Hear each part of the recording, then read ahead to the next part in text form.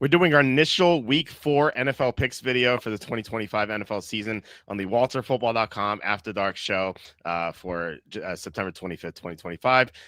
Before we intro our great guest tonight and get into all the games, please hit like, subscribe, comment below, share this video, visit WalterFootball.com for tons of content, and visit the merch store in the description. I'm wearing one of our t-shirts. It's our Watson and Tucker Massage Parlor t-shirt, which you can get in the merch store. We have a 15% off sale off everything right now, as you can see here. As it pull it up right now, you can change colors of the t-shirts. You can get long sleeve, you can get hoodie, you can get women's tank top, you can get infant onesie even. You can get our mugs. We have a new hat. We have our apron.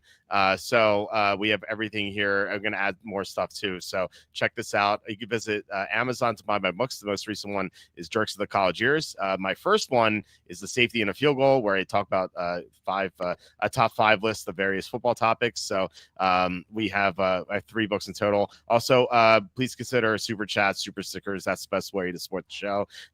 Like really, YouTube ads pay nothing. I say this all the time. And we had Dom and Can't Make an Eagle giving us super chats most recently. RMAC gave us a $100 super chat a few weeks ago.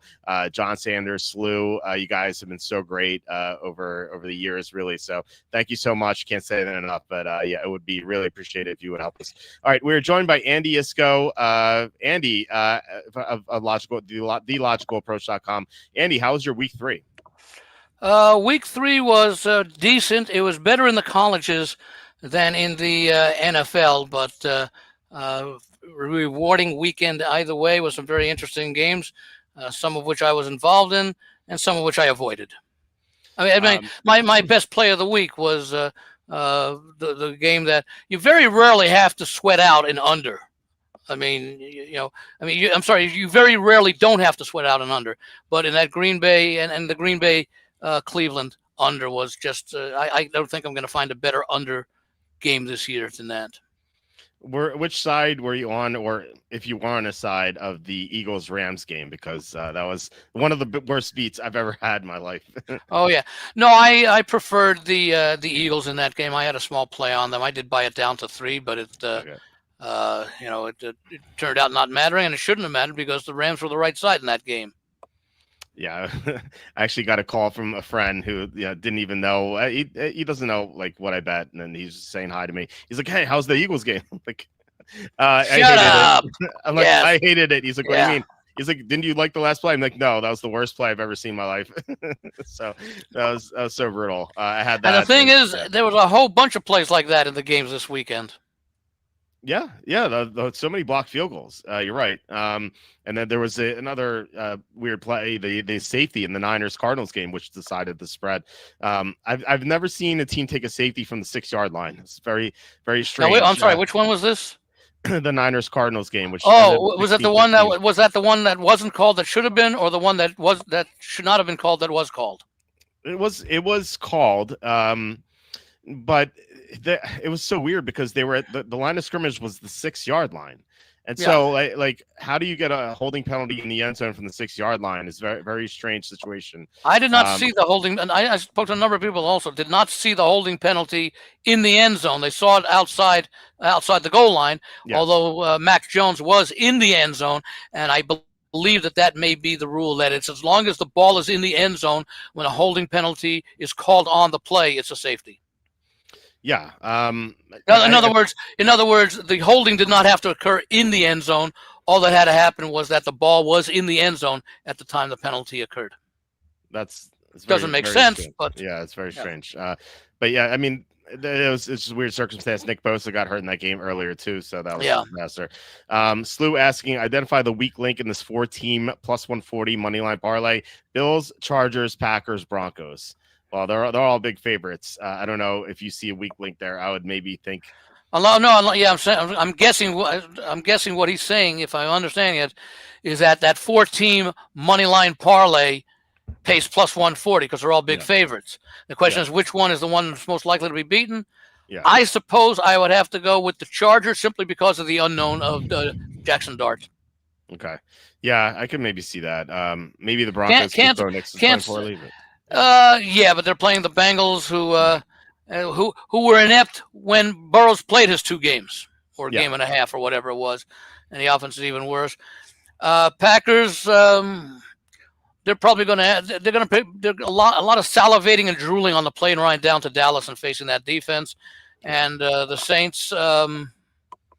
Well, I can't see them. That would be a very stunning upset. In fact, it might even be a stunning game if it was a 1-score game.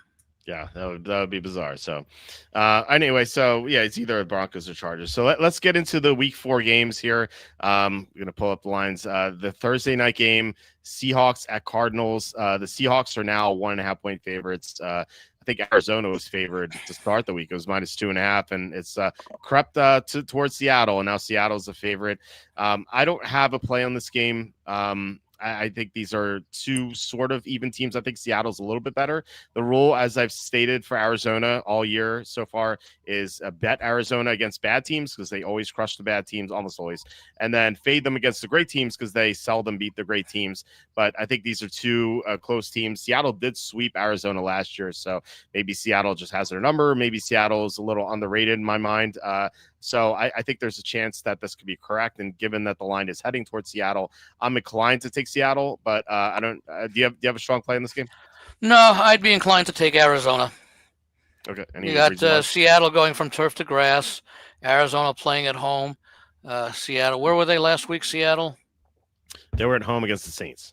Right. So now they're heading south for a short week. And I don't know the numbers, but I have to believe and it's been talked about that when you're playing with 4 days rest and you have to make a lengthy trip, and it's not quite as lengthy as going cross country, but you're basically going, from the Canadian border to the Mexican border. Not exactly that. You lose a day of practice and preparation time, and sometimes that can be, significant. Although these are division rivals, they do know one another. I guess maybe the advantage goes maybe with a little. Well, no. The Cardinals saw Sam Darnold a couple of times with the 49ers, I believe, but no real thoughts here. Maybe if I did anything, I might look under the total. Okay, I think I'm going to be on Trey McBride over receiving yards. Seattle's defense is horrible against tight ends; they just can't defend them at all. We had Juwan Johnson last week, so we're going to hammer McBride this week. I think it's been quite a while since Seahawks have lost at Arizona. Is that true? I'll look that up while we do that. Seattle does well in Arizona. Let me look that up right now as my camera, I guess, somehow got adjusted here. So, okay, we'll see who wins that race here. I have the file on my computer. So Seattle swept them the last 3 years. In fact, Seattle's won 7 in a row.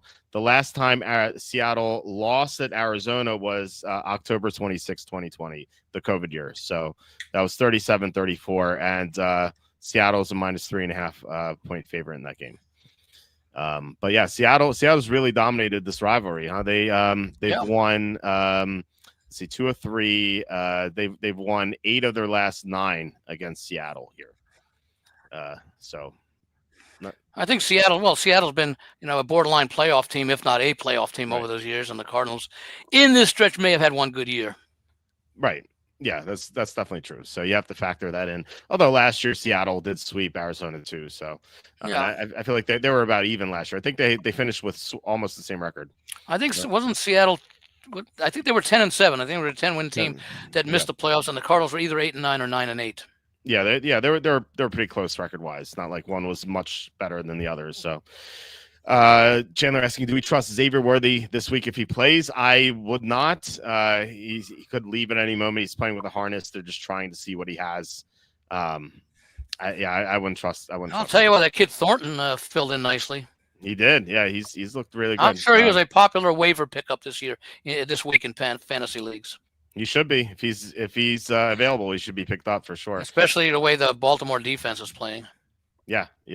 Or not playing, if however you want to phrase it. Yeah, right. Seattle coming off a big win. Arizona coming off a divisional loss. Anything play into that? I don't. Well, I could look into that. I guess what would you define as big win? Like 21 plus, maybe. Not Seattle. I could look into that as we discuss the next game. Coming to division loss. I'll look into it. So the next game is the dreaded 6:30 a.m. Pacific time game with the Vikings versus the Steelers. I believe this is in Ireland. I could be wrong. Yes, yeah, Dublin. Okay, I don't really care. I'm going to boycott this game. I'm not going to watch it live. I'll watch it later on replay. Why? Because I don't want to wake up in the morning. Oh, I hate these early games. Like when I wake up, so my schedule is I go to bed at 6 a.m. because I work all night, and then I wake up around 10:30, 11, which is fine on Sundays. But here I have to wake up like 9 a.m. to do stuff for this game. So that means like I have to wake up at 6:30 just to catch the kickoff. Yeah, exactly. Well, yeah, right. And I'm going to do it. Well, I'm sure you go to bed earlier than I do. Like no, you don't. Well, maybe. Well, if you go to bed at 3 a.m, yeah, I probably go to bed around 1 to 2. Okay. Yeah. Well, yes. I go 6 a.m. In the morning. So, I like I've said that like in the years past, like my wife would be waking up. I'm like, okay, I'm gonna take my nap now, and then just wake up. I'm so just groggy all day with these games. I hate them so much. I hate these early start times. I can't stand them. So I'm boycotting these international games. In fact, we have a T-shirt in the merch store which says it says "Make football American." Boycott Europe or whatever. Yeah, it says my shirt says "Make football American again." So these international games are always and they're so they're often not very good games. Yeah, they're so poorly played too. They're hard. I just so bad. I really hate them. So anyway, it's a standalone game. I mean, sure, but like gives you a chance to rebet your parlay for the day if you lose the early game, because the game ends generally a few minutes before the 10 a.m. Pacific, 1 p.m. Eastern games. Exactly right. So the NFL loves it for that reason. Yeah, no. I mean, they make money. This is why they do it. If they didn't make money from this, they wouldn't do it. So I got it. Although this really what I don't like about it is that it means that an NFL team loses a home game. Their fans must love that, because I'm sure they don't get much of a discount, if any, for season ticket prices, paying for 8 games instead of 7 games instead of 8 or something along those lines. One of the conferences has 9 home games. And the league robs people blind too with the preseason games too. So Sue says outrageous. The Vikings don't get to play in Scandinavia. You can at least like match them up, I guess. But no, this is not a game I'm gonna be watching live. Well, I'll wake up in my normal time and maybe I'll catch the second half, but I'm not gonna watch the opening of this. So anyway, the Vikings are 2.5-point favorites here. I think this line should be higher. I think Minnesota's a lot better. We saw that last week when they got back Christian Darrisaw, Andrew Van Ginkel, and Harrison Smith. Those guys were sorely missed the first few weeks, and then they were playing an average college team last week. That's true, but you could argue the Steelers have played that way as well. They're 2-1, but last week they got outgained by 150 yards or so, and that was against the Patriots. And the only reason the Steelers won is because the Patriots fumbled 5 times. In week 1, they nearly lost to the Jets, who have looked terrible after that. The Steelers team's just not good. They can't block, they can't cover, they can't stop the run. I just think Minnesota's a lot better. And when you have these international games, I think that really favors the superior team because neither team gets enough prep time. So I like Minnesota a lot here. What are your thoughts on this game? I don't really care for the game all that much. I'd probably be inclined if the line goes up to 3. If I probably prefer the under more so than side, but I'd probably take the points because you never know what's going to happen in these games, and you do have the more experienced quarterback playing for the Steelers. Of course, the Steeler defense is nowhere near the level that it's been in past years, but we don't know which team is going to adapt better to the conditions over there in Dublin. So I'll probably pass the game, but if I did make a play, I would lean a little bit more towards Pittsburgh at +3 or higher, because I do think this line will go up after people take a look at it when we get closer to the weekend. But the play I like even more would be the under. Yeah. Matthias says Minnesota's never lost overseas. Yeah, they played last year against Aaron Rodgers and exactly this week, I think. Or maybe that was week 5. Whichever week it was. I think it was week 5, if I remember correctly, because the Broncos played against the Jets week 4. And then, the Jets went overseas to play Minnesota week 5. So it's one week shy of that. And Minnesota clobbered the Jets. And Aaron Rodgers. Everybody has did really last struggled. year. Yeah, Aaron Rodgers has struggled overseas too. When he was with the Packers, he played the Giants as a big favorite and he lost outright. So maybe there is something to that. No, it's just small sample size. Because how many when he lost to the Giants? Were the Giants a good team that time? No, they're terrible. They're terrible. Yeah. You did say they were a big favorite. So yeah, the Packers were like 10-point favorites, I think, and they lost outright to the Giants. So I don't know. I mean, you're right. There's a small sample size, but there could be something to this. Maybe Rodgers is not comfortable flying overseas and playing out of the time zone or his comfort zone. So that could be it too. And Anani says Walter, football doesn't like the idea of international games. I disagree with him. International games brings more exposure to the sport. If you're into collecting sports cards, the more exposure, the better. Look, I'm okay with it as long as it's 1:00 Eastern. You can have all the international games you want. I just don't want to play an international game in Toronto or Mexico City that starts at 10 a.m. Pacific, 1 p.m. Eastern. That's fine. Yeah, start at 1:00. Like even the game in Brazil started at a reasonable nighttime hour. Yeah, you don't have to play these games 9:30 a.m., 6:30 a.m. Pacific time. Like, it's just absurd. And people who play fantasy on the West Coast have to wake up 6:15 a.m. to set their lineups, and I wouldn't want to do that. That sounds horrible. League doesn't care. What'd you say? League doesn't care. Oh no, yeah, Goodell just counting his money. That's all that matters to him. By the way, I do have an answer from Parrot. So teams coming off wins of 21 plus against opponents coming off divisional losses are 146 and 162 against the spread, so 47.4%. So nothing really there. It's a pretty big sample size, but really it's like 47%, so nothing really. The UK is only 4 hours ahead of us. That's 1:00 for them. Like, they can't have a game 6:00 local. It just doesn't make sense. I don't understand why this has to be so early. So anyway, let's get to the actual. You're absolutely right. Why can't these international games be nighttime games over in London and Germany and wherever else they play, and those games would start, let's say they're a 6 p.m. start. That'd be about a 1 p.m. New York time. Yeah, exactly. And they used to do that. Depending on daylight savings time or not, 2 o'clock. When they first had these England games, they were 1:00 Eastern. And then they changed it to 9:30. Which they did once per year, which I thought was a novelty, is okay, but now it's 7 times per year. That's way too much. 2 is way too much. Why is the NFL next week? Why are they playing 2 Monday night games that start within an hour of each other?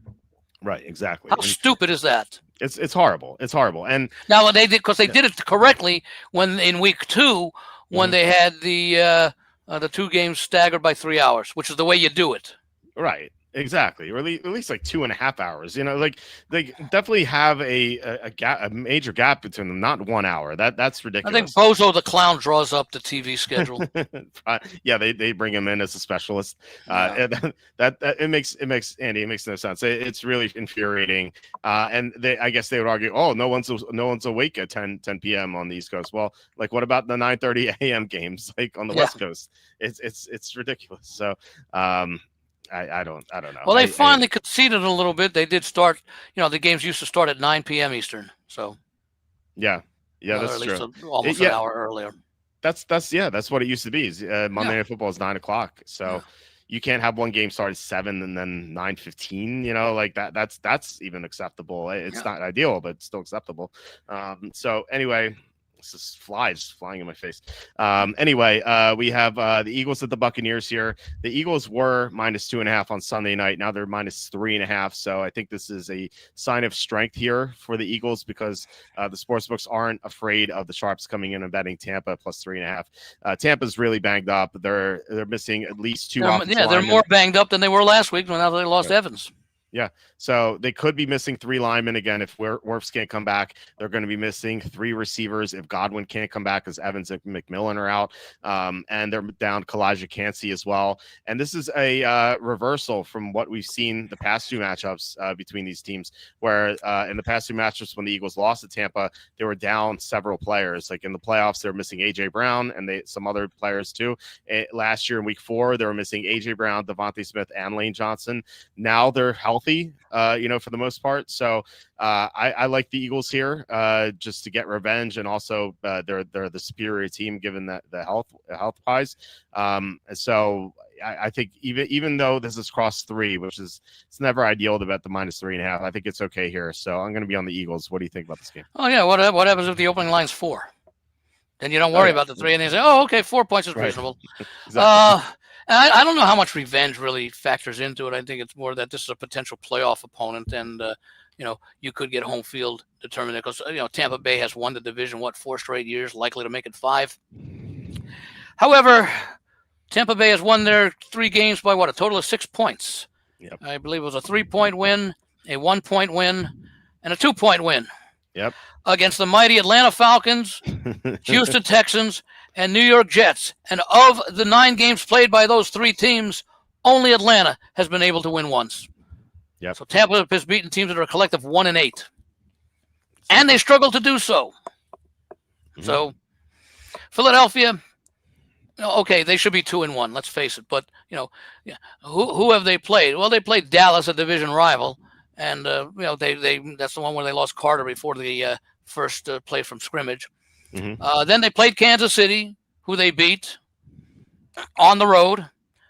And then they played the Rams, who they shouldn't have beaten, but they did beat.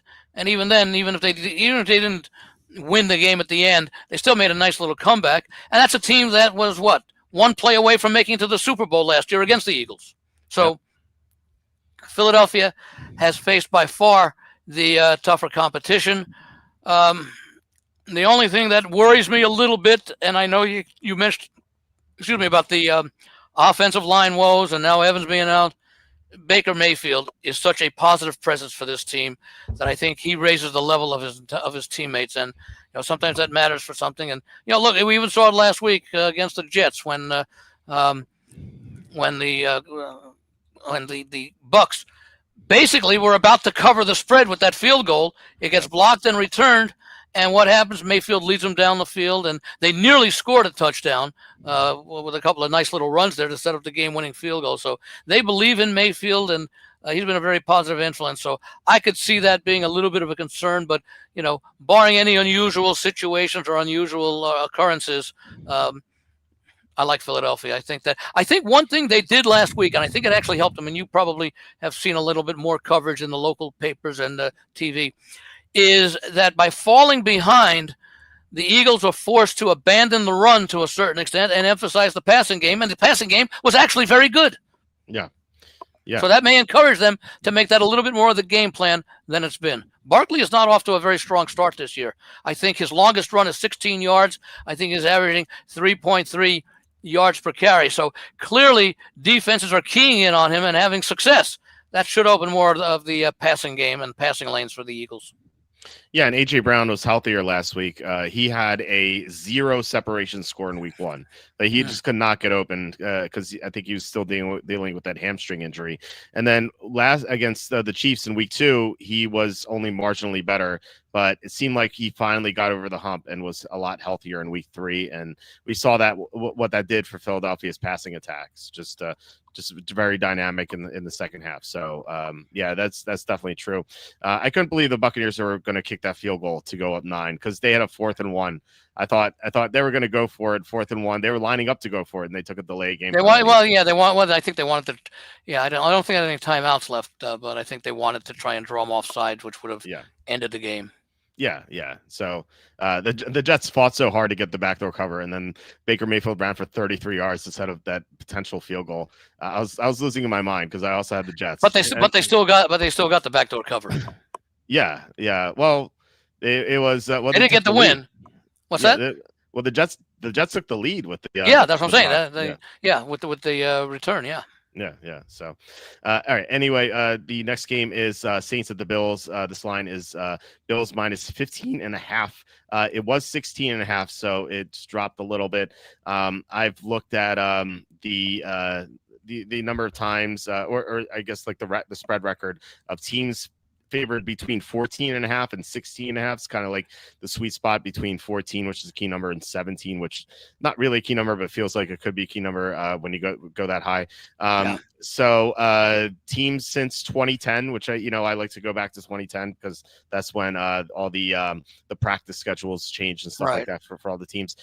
These teams favored in that range are 16 and 15 against the spread. So not that it's irrelevant. No relevance. Right. Well, it's only relevant in saying if someone's like, oh, this spread's too high, I can't bet it. I get that all the time. Like when I tell someone. By the way, the only breakdown that I would make in something with a relatively small sample size and that large of a spread, how many of those games were played, let's say, in the first 5 weeks of the season when you really don't know how good or how bad teams are versus, let's say, the last 5 weeks of the season where you can justify a 16-point spread because the team has shown itself to be that bad. Yeah, it's a fair thing to ask. So I will I'll punch that in, of course. Yeah, I don't know that it'll make much, if any, difference, but it might. In other words, right now we know that New Orleans is a really bad team and Buffalo is a really good team, and that the line actually does make sense. Okay, based upon what we've seen so far, and especially well, here's another thing: how do teams who lose games by 21 and then are double-digit underdogs again? How do they fare in that next game? Yeah. I must have had the wrong range because I'm seeing 23 and 20 against the spread for overall. So anyway, this is a small sample size because it's only 8 games, but teams favored in this range are 6-2 against the spread, 7-1 straight up. The only team to lose outright was the Bills. The Vikings in 2018 to the Bills. That was Josh Allen's rookie year. It looks like was that early in the year? This is week the first 5 weeks of the year, as you suggested. Oh, okay. I was going to say because maybe we didn't know how good Josh Allen was going to be if it was like a second or third game. Right, yeah, and we didn't because that was only a second start because he didn't start week 1. Interesting enough, there were no week 1 results. So this is not we haven't seen a team favored by this much in week 1, and we only saw one week 2 result, which was the Raiders over the Jets in 2017. The Raiders won 45-20, covering the 14.5. And what did we have? We had this week 2, didn't we have? Was it week 2 or week 3? I think it was week 2 with Baltimore. Was they 12.5 against Cleveland? I'm going 14.5 to 16. Oh, okay, a little larger, yeah. Yeah, over 2 touchdowns. So, I would almost say any number over 14 points. I wouldn't limit it to under 17 because 17 is not. When you're talking about a line that high, 17 is not really a key number, other than the fact that it does fall, but it's so infrequent that I have not done it, although I think I may have had the I'll see if I can find the picture, but I can't remember that I took of my database when I did take a look, and I did use 17 as not a key number, but as a number that comes up more than the numbers that immediately surround it, more than an 18 or a 19 or a 16 or a 15. Well, the numbers get better. So I took out under 17. So these are lines 14.5 or higher in the first 5 weeks of the season, dating back to 2010. Yeah. The sample size has gone to 13. These teams are 12-1 straight up, 10-3 against the spread. Yeah, that's an average of 1 game a year because you're talking 15 years. Yeah, exactly. So Cleveland. Well, what'd you say? Okay, you took out over 14 with no other restriction. That's right. Yeah, 14.5 or higher. Basically, I guess I don't know how that database works, but it'd probably be something like greater than 14 and less than 99 or something like that. And you don't even have to do less than 99. It just does automatically. The largest spread in this segment is the Cowboys were minus 22.5 over the Dolphins in 2019, and they won and covered 31-6. It's barely covered, but covered. Right, exactly. So looks like, I mean, the whole point of this is not to say, oh, you have to bet the Bills because it's number. The whole point of this is to kind of negate the notion that, oh, this is too high, you can't bet it. Like, because I get that all the time from people. Like, I'll get a call from someone. It's like, hey, do you like this team? I don't know why they just don't go to my website, but they'll be like, hey, who do you like here? I'm like, oh, I like the Team X, and they're like, isn't that line too high? I'm like, yeah, it's 14.5. They're like, oh, I can't bet it. So like, the truth actually would be the opposite, to the extent that if the line is 14, if the bookmakers are making it 14.5, it probably should be 16.5. That's probably true. So in other words, they don't want to give away too much to the people who put up the big number playing underdogs. Yeah, I can see that happening. So, yeah, I like the Bills. The Bills are obviously, I don't have to say this, the far better team. I have teams Group A through F. This is a Group A hosting Group F. The Saints are awful. The results say they played 2 close games. Isn't it interesting that F is the middle letter in the word awful? It is. The Saints, quote unquote, played 2 close games to start the year, but they were down. They were down double digits in both fourth quarters before garbage time touchdowns. Which and notice they didn't do it. Notice they didn't do anything in garbage time against Seattle. Yeah, a better team. I think, we had the Niners with a backup quarterback, and then Arizona's mediocre, and Seattle could be a good team. I'm not quite sure, but obviously the Bills are one of the best teams in the NFL, if not the best. So as long as they don't have like a Falcons type no show here, they should be able to cover pretty easily. I like Buffalo here. What do you think? I can't play it, but if I had to play it, I could only play Buffalo. I can't go with the hope and a prayer on New Orleans. Oh, why you said why you can't play it? Why can't you play it? Yeah, too big of a number. There are better games in it. Why do you have to play every game? Well, I mean, like the whole point was with that thing was like, I mean, it doesn't have to be like, it doesn't mean that there's a big number, and you just said that like, this will be higher if, this should be. Yeah, higher, it could right? be higher, but there's still greater variation. Asking a team, look, you could have laid the same 16 against. Look, if you laid the 11 against Miami last week with Buffalo, you didn't cash. Yeah, came close, New Orleans is probably not nearly as good as Miami, and Miami isn't all that good, although they have played better since that opening game route to Indianapolis. What I'm saying is that I'd rather play a game where a favorite is more likely to cover, because they're more likely to be trying to score. If the game goes according to form and they're laying 6, they're more likely to want to spread that out to a 2-point or a 2-score game. If you're up by 14, and 6 minutes to go in the game, you may not be all that interested in putting more points on the board. Okay. No, I'm betting the Bills. It's not one of my top plays, but I'm going to bet a few units on them. Like I said, if I were to play the game, I'd have to play Buffalo. I put it in my newsletter this week as just a lean, which basically means no strong opinion. Okay. John says Saints only lost by 7-5. Very, I know, kidding, very misleading, but yeah, that's what the results were, I guess. Okay, so next 2 games. Who does Buffalo play next? Do they play New England next? I think. Yeah, they play New England on Sunday Night Football. Yeah. Okay, yeah. So it's not like they have a look ahead. Yeah, I don't consider that a look ahead. Yeah, the only look ahead that New Orleans has is they've got to play another NFL team. They're looking ahead to vacation already. It's like they had their tickets booked. The good news is they're at least they're getting 3.5 against the bye. Yeah, right. Actually, it's funny enough. The Giants are favored in New Orleans next week on the look ahead line. Let's see what happens. The look ahead line. When did that come? I know the Westgate puts their bettable look ahead lines now on Tuesday. Before, in other words, for week 5, they put their lines out yesterday, which is the Tuesday before week 4, and I think by then, yesterday. Now I don't know where your look ahead line when it was put out, but normally I believe not sure they normally, but yesterday they had a pretty good idea that Dart would be the starter this coming week, and actually I think I heard today it's for the rest of the season is the plan, so that that may have factored into part of the reason why. The Giants are favored on the road. But then again, New Orleans is one of those teams you almost bet against blindly. And look, to their credit, the Giants did put up, 37, 40 points against Dallas. Yeah. Now Dallas has a bad defense, but at least the Giants showed us against a bad defense. And they will be facing, I'm not going to say a defense as bad as Dallas's, but certainly one of the weaker defenses in the Saints. Yeah, the Saints are really bad against the pass. They can't pressure the quarterback. Run defense not too bad, but pass defense is horrible. Yeah. So, Well, I want now. How do you define run defense not being horrible? Because I'm thinking there, teams don't really need to run that much if they're having so much success passing the ball. So, in other words, what's their yards per rush that they allow? I look up EPA. So it's EPA is a convoluted stat. Yeah, I mean every stat has its positives. A yards per rush is a solid number that everyone understands. Yeah, but it could be misleading too. Like let's say, for example, you see this all the time.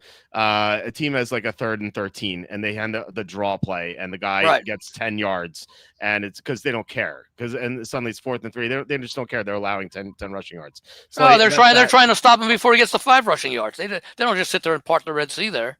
They're trying to make the tackle, but the offensive line did its job. Maybe they had a half-second, head start.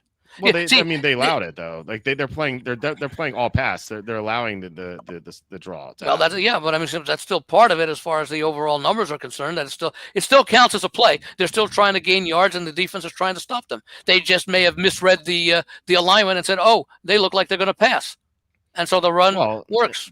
3rd and 13, you have to pass. I mean, you're not going to pick up a first down. I've seen teams that don't do it, and I have some teams that have succeeded on that. Yeah, and football is really very simple. On offense, it's disguise and deceive, the 2 Ds.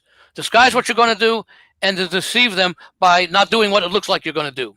On defense, it's recognize and react. Recognize what the offense is doing, and then react to it. And sometimes teams are better at one or the other. The offense sometimes is better than the defense as far as disguising and deceiving. Yeah. Well, the Saints are 21st in run defense EPA, but they can't get to the quarterback at all. I think they have some of the fewest pressures in the NFL. I think they only have like 36 pressures this year, whereas like some teams are in the 60s and 70s already. So it's pretty. You mean some teams are averaging over 20 a game? Yeah, pressures. Yeah.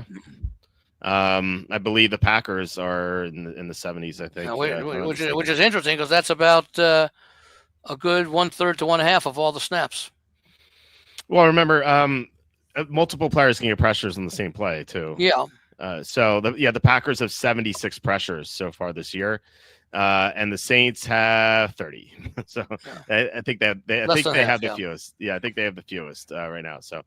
Anyway, we have the Panthers at the Patriots. This line's Patriots -5.5. Kind of sad that this line is so high. And I say so high. I don't think it's high, but high as far as I was hoping for, because the Panthers beat the Falcons 30-0. Maybe the kind of a misleading score there, but that was the score. And then the Patriots, they lost to the Steelers. They're now 1-2. So I was hoping for a -3. I mean, they outplayed the Steelers, but like you said, it was 4 lost fumbles and an interception that skewed the stats. Yep. So. Yeah, so the Patriots are -5.5 here. I like them under 6. I think they're going to win this game pretty easily. I think the Panthers are terrible. The Panthers went into Jacksonville, got blown out week 1. I think that's kind of indicative of how bad they are. Week 2 against the Cardinals, they were getting blown out 27-3, and then they had 3 garbage touchdown drives, so the Cardinals just fell asleep at the wheel. The Patriots, I think they're going to get going here with Travion Henderson. It feels like they finally figured out that they have to run the ball with him. I like Drake May. It feels like he should do anything he needs to against Carolina. This Panthers team is just horrible. They don't pressure the quarterback either, so that's going to be an issue for New England. I like the Patriots here. Not a game I absolutely love, but I like it a decent amount. What do you think? Yeah, I think Arizona was Carolina they played in week 2, not Jacksonville. Well, Carolina played at Jacksonville week 1. Yeah. In week 1, yeah, and then they played. Then they played at the Cardinals. Yeah. Yes. I was hoping to lay a little bit less. I was almost considering using the Patriots as a survivor pick this week. Okay. Almost. Don't know if I'm going to get there. Okay. What's that? I said almost, so you're not going to? Well, I don't know yet. I have not decided. I mean, the other one, Houston. Yeah, that's scary. Scary. I know we're going to get to the game, but what do you want? The good news or the bad news about Cam Ward? Let's. You want the good news? I'm positive. Let's hear the good news. The good news is he was only sacked 4 times last week. All right, what's the bad The news? bad news is, and he's making progress because the bad news is his sacks went down from 6 to 5 to 4. Well, there you go. It's a few weeks and he's going to not get sacked at all. Yeah, that's the bye week. Right. That's true. But as far as the Patriots and the Panthers go, the Panthers have some decent players, but they also have maybe the worst quarterback in the league. Yeah. I mean, where does Bryce Young rank in your rankings of the 32 normal starters?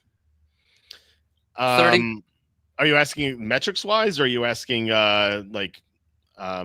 No, metrics and your own personal assessment.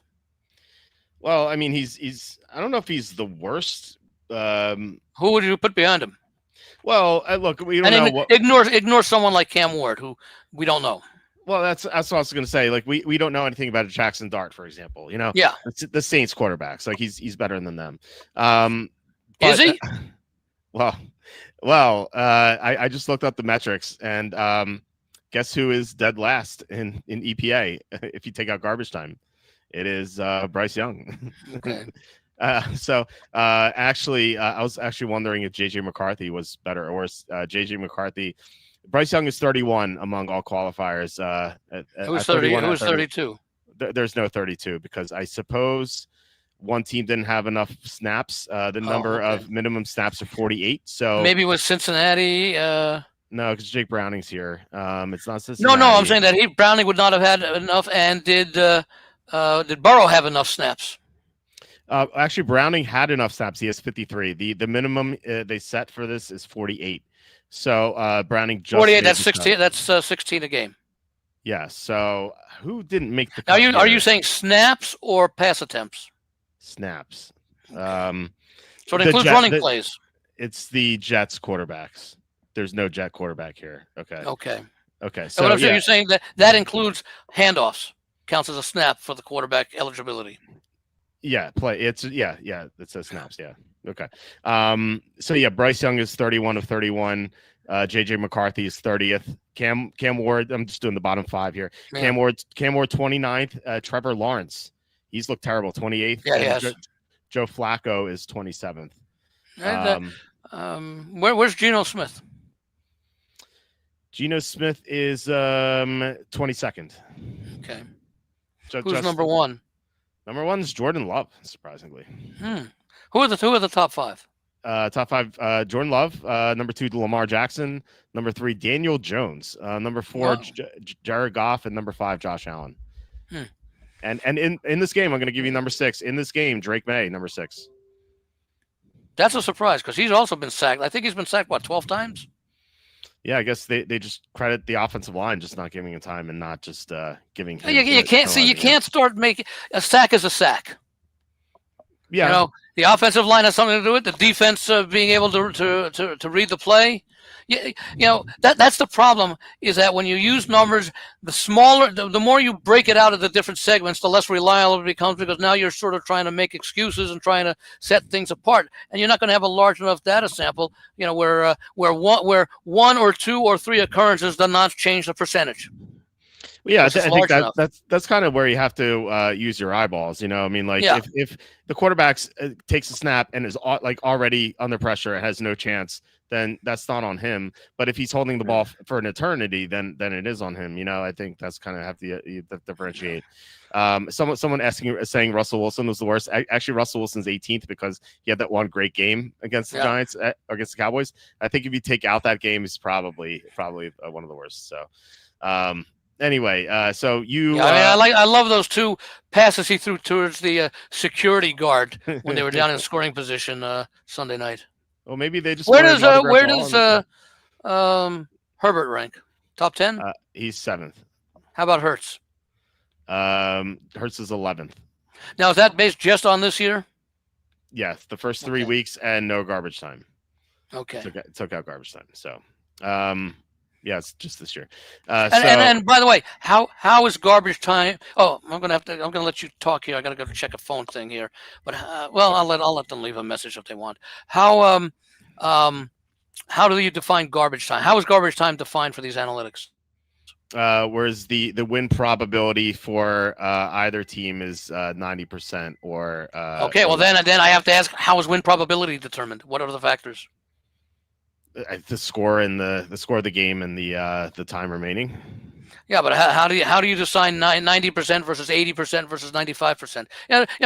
People throw these numbers around and we take them like gospel without knowing what the parameters are that cause them to say a 90% win probability. Unless they say, okay, they they don't. You can't make it too complicated. They may the correct answer, or I should say, the understandable answer is, well, a team with a 14-point lead with 7 minutes to go in the fourth quarter and holding the football has a 90% chance of winning based upon the 200 times that's occurred over the last 10 years or whatever. Yeah, I mean, like, you see these stats all the time. It's like on TV. People love stats because they're stats. Of the time, yeah. But you get, some of them are meaningless.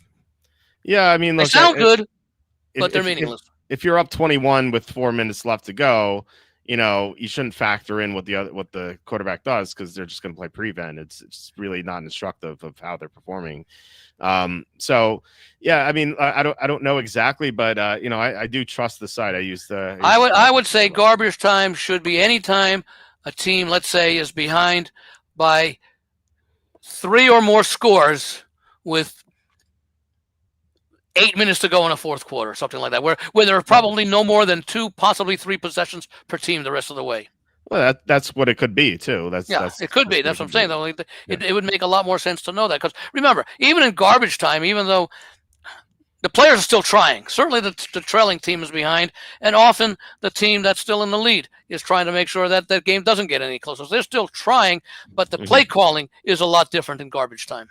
Yeah, and the team in the lead wants to run time off the clock when they have the ball. The team behind wants the clock to stop as often as possible, so they'll go to more of a passing game, or a sideline. Yeah, and I imagine, and this kind of tells me that they didn't count the Panthers drives, given that Bryce Young is so bad. The Panthers drives against Arizona, because that was garbage time. And I imagine maybe the final drive, or the final drive where they converted the 4th and 16, that may not have been garbage time. But I mean, I trust them to calculate this correctly, like 90%. You can calculate anything correctly. The question is, what goes into the calculation? What are the parameters of the calculation? Because that may not make sense. Yeah. Or it may make perfect sense. Right. Right. And then Parrot saying, if Panthers Cardinals, the Cardinals are not trying. That's true. They were not trying, and and when they finally started trying, Bryce Young didn't do anything. So and it does. How do you know that they were not trying? They didn't look like they were trying. Were they trying? Were they trying to avoid making tackles? They looked a little slow and disinterested. I don't know. They didn't really look like they were engaged into the game. I don't know. It just didn't seem to me. And then the final drive when the game was actually in jeopardy.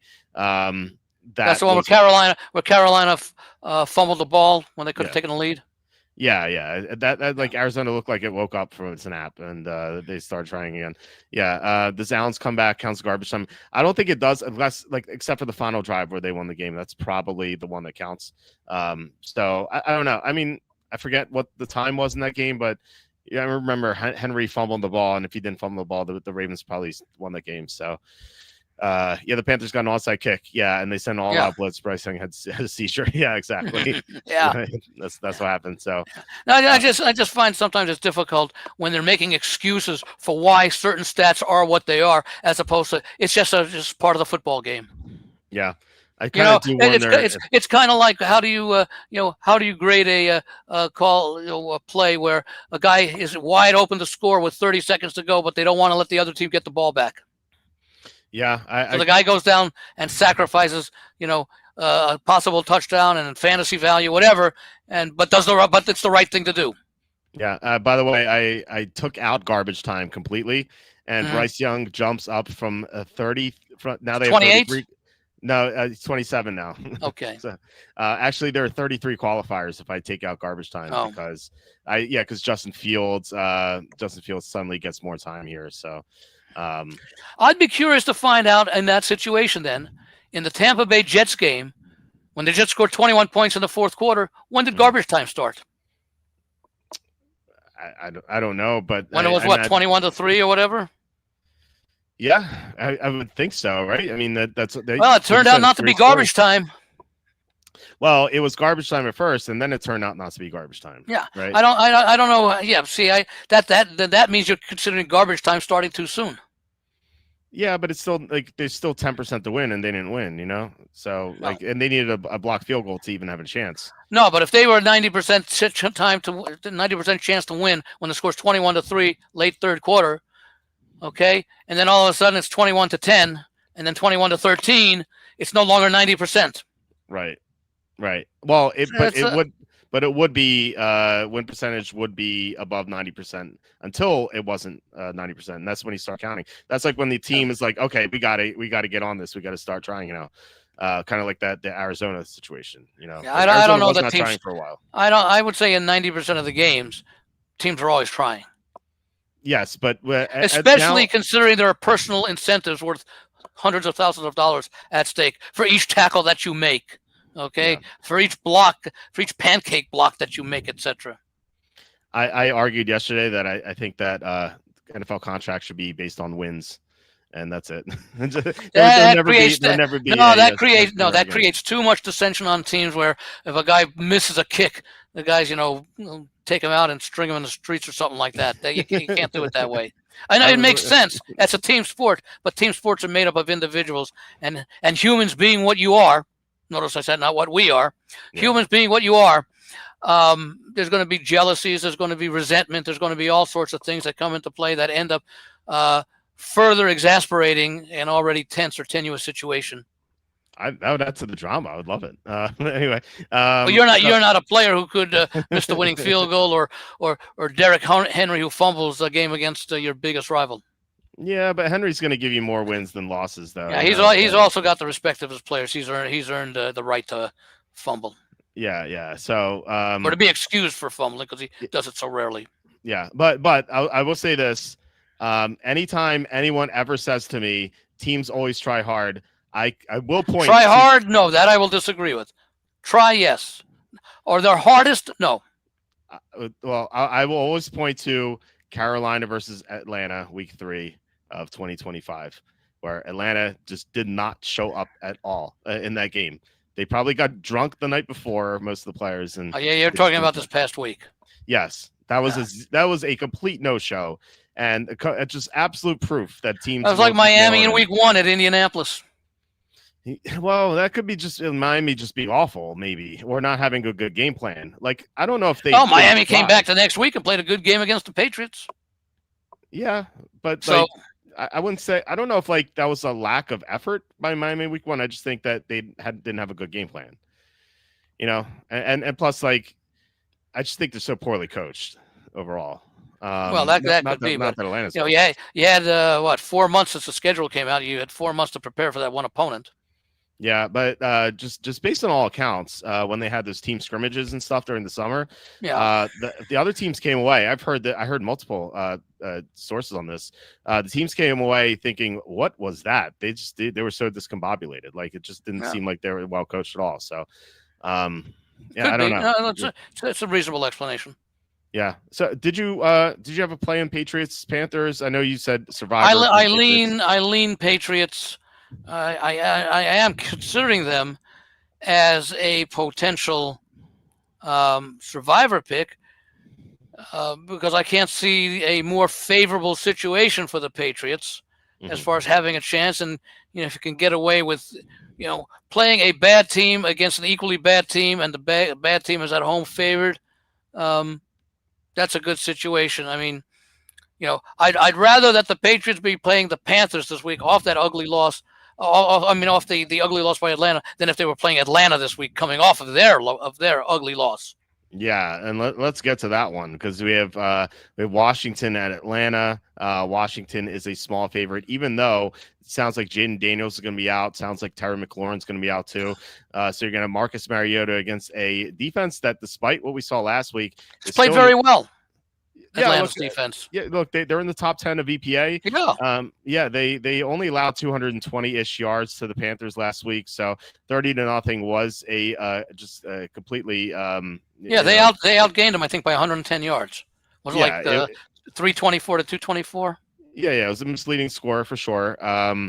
And here we have Atlanta. That I don't know if it was a misleading score, but how they played. I don't know. It's like, well, if you base it on yardage, I mean, I think also Carolina had many fewer snaps than Atlanta did. Now, see, when people talk about yardage, it's nice. I'd rather look at yards per play because that's more meaningful.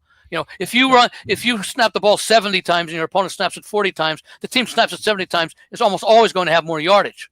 But they could be outgained on the yards, because defensive touchdowns, blocked field goals, punt returns, all that factors in. And I think we've talked about it in the past, maybe even last week, that all that factors in to teams not having opportunities to add to their yardage total because their defense or special teams are scoring for them or putting them in great position so that you only have to go 25 yards for a touchdown or a field goal. So that's where yardage, I think, is not just misleading, extremely misleading.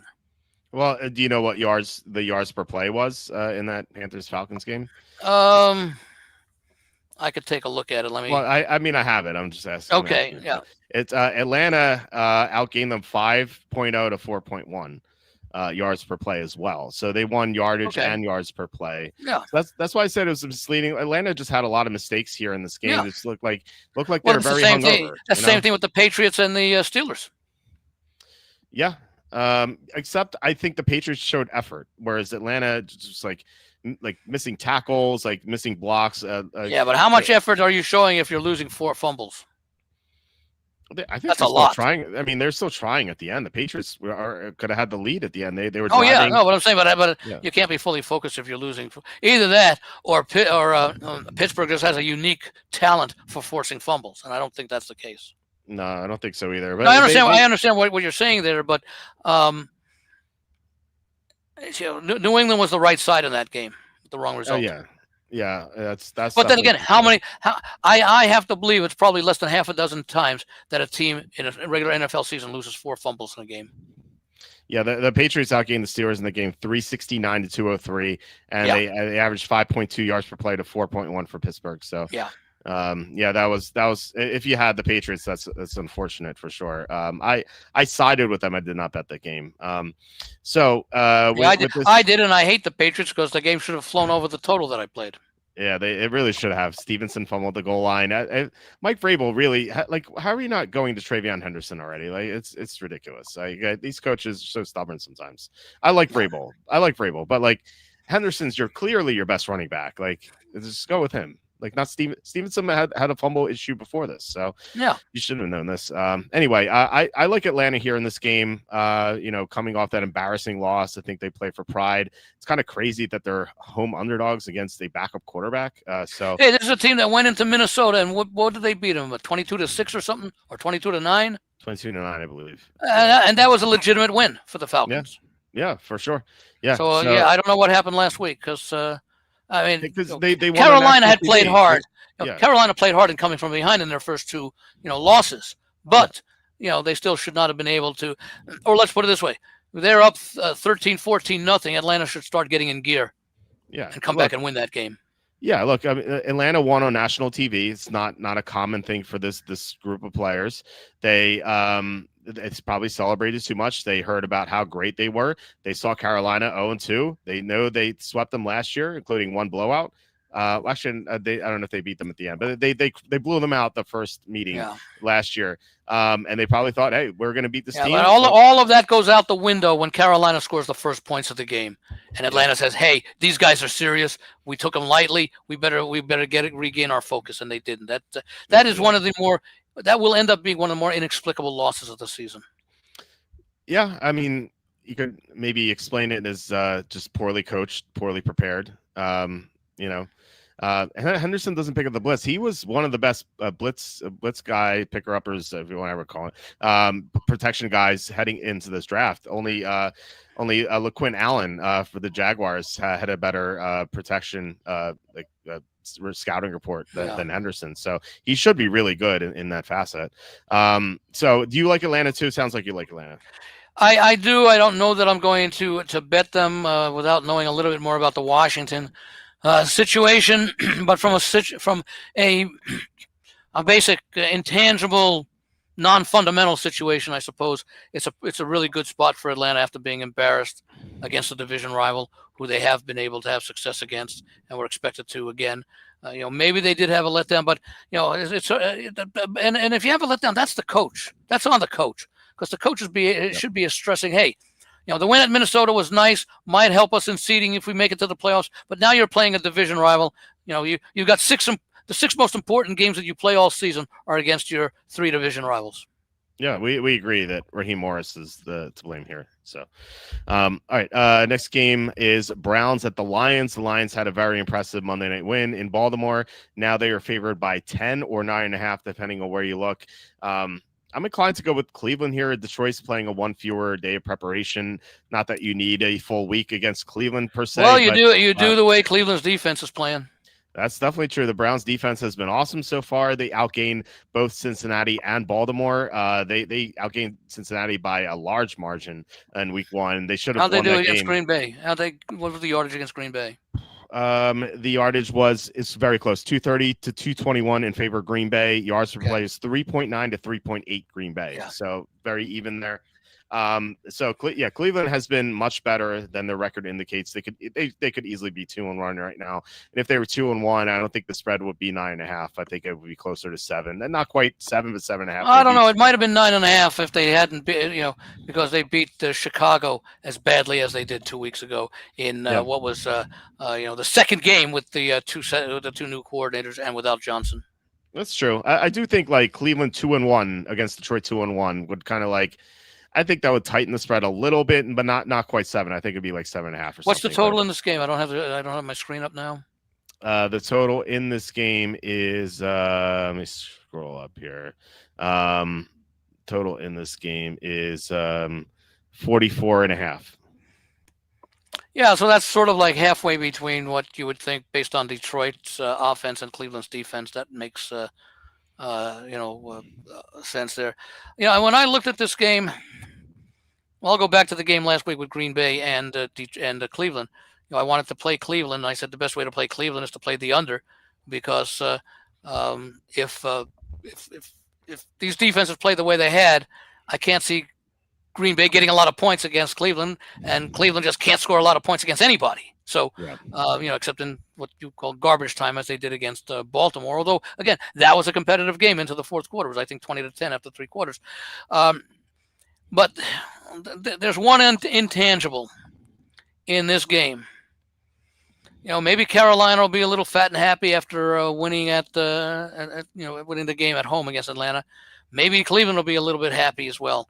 But more important to me is the attitude of Dan Campbell. This guy goes for the jugular, not every game. He goes for the jugular every play.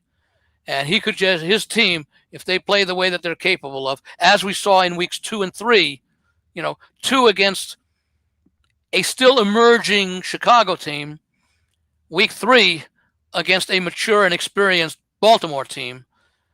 I don't know if Detroit gets out to a 14-0 lead, could that game be between 28-3 before halftime? Yeah, that's the concern, because of the coach and his tendency to, I won't say gamble, but let's say be aggressive in situations where a lot of coaches, 4th and 1, he almost always goes when some coaches from midfield would punt. Yeah. Look, I think there's a chance that this does get ugly. I'm not going to bet this one. I think this is a complicated game. Look what the Lions did last year to the Titans and Jaguars. I don't think the Lions are as good this year as they were last year, though. And I don't think the Browns are that bad. Well, look at the receivers. Look at the running backs that they have. The defense is healthy. Yeah, the offensive line quarterback is solid. The offensive line's worse. Coaching staff's worse. Defense. I don't know. How do we know the coaching staff is worse? They're not as experienced, at least. Well, that doesn't mean that they're worse. It just means they're not as experienced. I don't think Johnny Ben Johnson was inexperienced as a coordinator when he came to Detroit. Yeah, but I don't know. I mean, we haven't seen. We saw one good game out of Ben Johnson so far. Johnny Morton so far. Yeah. I don't know. One or two. How was it? What wasn't the game against the Ravens pretty good? I was counting the Ravens game. How about the game against the Bears? Yeah, Bears are all. It just stays the same. It doesn't matter. They're coming off. I call that one the Bears were coming off a short week of preparation. They couldn't get going against the Lions. And they had a lot of we can't mistakes make that excuse. Yeah, but they're playing against the worst defense, one of the worst defenses in the league. I don't really like. I don't know. I don't think that was it was a fine performance. It's good. I'm not saying it was a bad performance. It's good. It wasn't like. Oh, Chicago didn't give up 52 points to Dallas last week. Yeah, Dallas lost. They gave up 14. Like if the Lions lost St. Brown, you can't. We're being selective. Well, this player was out without. CD Lamb was did he play the full game against the Giants, or was that the game he was injured? No, he got hurt in the first quarter against the Bears. Yeah, but I thought he also had some issues, or maybe that was the game where he dropped all the passes, or maybe that was the game against Philadelphia. I think. Yeah, he dropped the passes against the Eagles. Yeah. But it's sometimes we tend to have an opinion and we try to support the opinion, but sometimes the support we offer isn't really the best type of support. That's all. I'm thinking that when you take a look at what Detroit has done under Campbell, and he's got a remarkable overall point spread record for his his fifth year, I think. I'm not sure what year. I don't know, but he probably has. Well, let me see what it is here. His year is here, but he probably has as good a point spread record.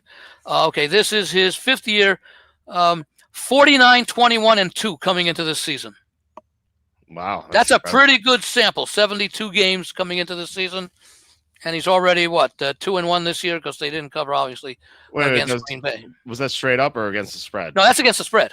Wow, that's really impressive. 40, because remember, they were dogs a lot in his first couple of years before they became good. Right. 41, 30, and 41, 30, and 1 straight up. And that includes his first season of 3-13-1. Yeah. So after that 3-13-1, he's gone 38-17 straight up. Yeah. Yeah. And that's really the kind of now, for example, I said earlier that I'd be reluctant to bet Buffalo at -16.5 against New Orleans. I would not be reluctant to bet Detroit -8 or 9 or 9.5 against Cleveland. Part of the reason is Detroit has that attitude and that confidence and the experience. Number 2, Cleveland just doesn't score. Yeah, they do. I think Quinshon Judkins does give them some pop offensively. It gives them a good running game. I think if they had him in week 1 against the Bengals, they may have won that game just because they wouldn't have had to go for it as much, passing wise because they couldn't. Well, not only that, but normally if Cincinnati played its game, they're scoring 31 points against them. Even if say they're going to score 24-27 because of Cleveland's defense. I didn't think Cincinnati was going to score at all in that game. I'm talking about before the game. Before the game, going into the game, you had to figure that Cincinnati was going to score some points, probably below their average, but not 17. Now you tell me that Cincinnati. I think I mentioned it on the following week's show. You tell me Cincinnati allowed 16 points in the game. They probably win by 3 touchdowns. Actually, I projected that game 24-20 if Browns week 1. I didn't think the Bengals were going to do anything in that game. I actually had they Fantasy Pros compiles all the projections from fantasy people.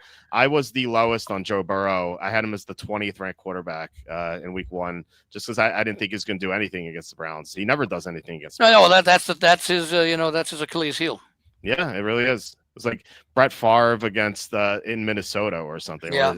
Like whenever he played in the domes, like the Jets quarterbacks against anybody. That's definitely true. All right. So I would be on Detroit in this game, and maybe another way if you like Cleveland, maybe you play under the total, figuring Cleveland will be able to at least slow Detroit down, even if they don't get the cover.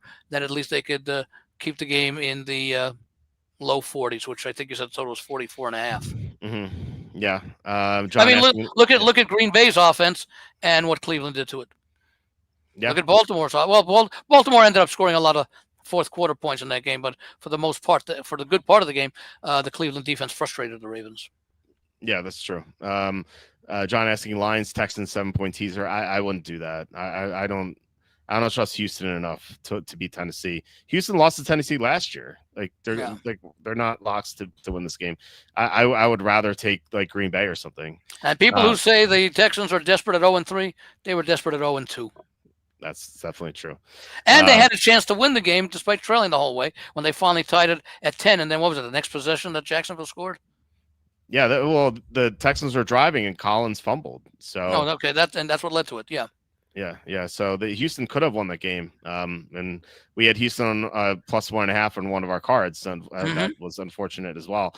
So just this whole week was a mess. I didn't bet Houston, but we had like Tom we do one of the cards together. He loved Houston. So that was unfortunate. Speaking of Houston, they host the Titans. They're 7-point favorites. I don't even know if Houston's going to score 7 points. Like, how are they favored by 7 points? That's kind of mind-boggling to me. I know Tennessee is not a good team, but think about like who Tennessee has played so far this year. Very tough schedule. They played the Broncos, the Rams. Both teams played the Rams, and I believe Tennessee. Yeah, well, that's for a different game, but yeah, both teams played the Rams. I don't remember who had the better game. I don't know. I know Houston lost. Yeah. Houston lost 14-9. And I forget what the Rams did. 33-19. Okay. Was that against? That was against Houston. Yeah, that was against Tennessee rather. Yes, back-to-back weeks. And Houston played. They played the Rams. They played the Bucs and the Jaguars. The Bucs and the Jaguars, and they lost by 5 to the Rams. 1 to the Bucs on that last-minute Tampa Bay drive, and then the 10-10 game they lost 17-10. So they've been competitive to a certain point. Yeah, and the defense has played. I don't think the defense is playing yet at last year's level. No, definitely. But it's still playing above average. But the offense has been putrid, and now we're in the third game again. Now 3 games that. That Stroud has played this year, and he's looking much more like his second year than his rookie year. Yeah. So, Stroud just looks bad. But there's absolutely nothing to recommend Tennessee. That's the problem. I think if you like Tennessee, you just like the number. That's it, because Houston has scored this year. They've scored 9, 19, and 7 and 10. Like they just and don't 9 score. And 10 aren't going to cover lines of 7 for the most part. Right. And maybe 19 to 10 does, for example, but I think Tennessee could get a garbage time touchdown. Let's say what's Tennessee giving up this year? Tennessee's given up 20, 33, and 41. Yeah. So let's just say if this is like 19-10 in the fourth quarter, Tennessee could easily get a garbage time field goal or touchdown to cover. Or Texans can extend their lead and make it 26-10. That's true. Tennessee defense is that bad, and and again, I mentioned the fact that Cam Ward's been sacked. 4, 5, 6, 15 times in 3 games. Yeah. Well, he's 6'5", so this one's gonna be 3, right? Yeah. Well, 3 is still a bad number to be sacked. That's 3 additional possessions that could be translated into 7 to 13 points. Honestly, if I had interest in Tennessee and you told me Ward would be only sacked 3 times, I think I'd take it. Like compared to 6 or 5, I'd take 3 at this point. But I'd be crazy enough to take Tennessee anyway. So I'm actually looking under in this game because I don't trust either quarterback. I just have to hope that when the natural fumbles or interceptions occur, they don't come deep in their own territory.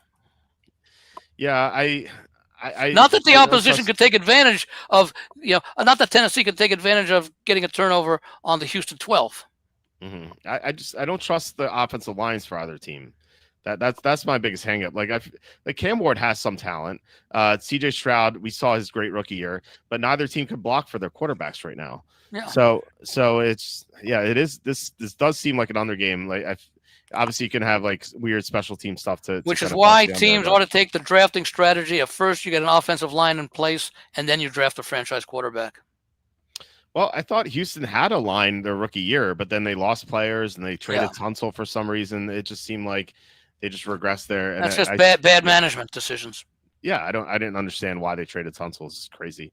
feel like you should strengthen the line, not make it worse. Yeah, exactly. Yeah, You want to have a line in place when you draft your quote unquote franchise quarterback, so he doesn't get killed in his first year as a rookie, doesn't lose confidence, doesn't get tentative. All the things that happen when your offensive line is breaking down. Yeah, we're in agreement there. Or running back. I don't get drafting a running back in the first round when you have no line, i.e. the Raiders, for example. Yeah, so that doesn't make sense. At least the offensive line for the Raiders is balanced. Can't protect the quarterback. Can't open holes for the runners. That's good to be balanced. So you're right. Yeah. All right. Last of the early games, we had Chargers at the Giants. This line is 6.5. It was 5.5, but then the news actually bumped this up 1 point to the Chargers. So you might mean with the Dart announcement, it went up. Yeah. It was 5.5 with Wilson, went to 6.5 with Dart. If anything, because of the unknown, I would have thought that line would go down first. I thought it would too. It's kind of surprised me a little bit. And maybe it will. Stay stagnant. Yeah. Maybe what it is it's a setup for the wise guys, the big money players who want to see. Well, let's move it up. Yeah. Let's the negative for the Giants going up against a good defense. Let's see. Well, we'll move it up to 6. Let's see if it can go up to 6.5, maybe 7. Then we'll come in and pounce with the real money. Yeah, you see. I don't know that that's what's happening, but I'm not going to say it's not possible because it is. Yeah, that definitely happens. I was first to learn to it. Was Billy Walters. There was a special on him on 60 Minutes, and he actually talked about years ago. Yeah, this was years ago. Did you read his book, by the way? Yeah. Did you read the book yet? No. I just. Is it? Okay, I'll have to check it out. Yeah, because he talked about that on 60 Minutes. I was like, that's interesting, because he actually talked about doing that. He's like, I'll bet 20,000 here, and then I'll come back with 200,000. Yeah, I was going with 6 figures on the other side. So because he's playing human psychology. He's playing. This line went up to 6. Somebody knows something. People want to believe that, so they follow the leader. And the leader's trying to dupe him into following as much as possible, and then they come in. They got any number of words for fake outs, whatever, setups, whatever you want to call it. Nothing illegal about it, by the way. Nothing whatsoever. Yeah, and this happens all the time in the stock market too. You see before earnings, it'll move up a little bit, and people are like, it must have great earnings, and it just plummets. And then the guys who got in and started the uptrend sell. Yes, exactly. Take their profits. Absolutely. Happens all the time. Yeah, they win both ways. They take the profits going up, and then they buy puts and make a lot more money on the way down. So so it's pretty crazy. So anyway, so as you're saying, it could be happening here, but it may not be happening here. I like the Chargers. You have one of the best teams in the NFL playing one of the worst teams in the NFL. The Giants are a mess. They can't block. Their defense stinks. And the Chargers, you could say this is a bad spot for them coming off 3 divisional games. However, I think these coaches really focus in on these early 1 o'clock games. We just see it time after time. They come prepared because they know it's a rough situation. Jim Harbaugh is say what you want about small sample sizes, 11 games. He is 10-1 against the spread in these early games, the 1 o'clock games. Now, how many of those were with San Francisco, and how many were last year with the Chargers? I can pull that up in a second here. But it is. I imagine most of them were with the 49ers. San Francisco. Let me type in his name here. He was 4-1 last year, actually. Okay. So that's almost half the sample size. Yeah.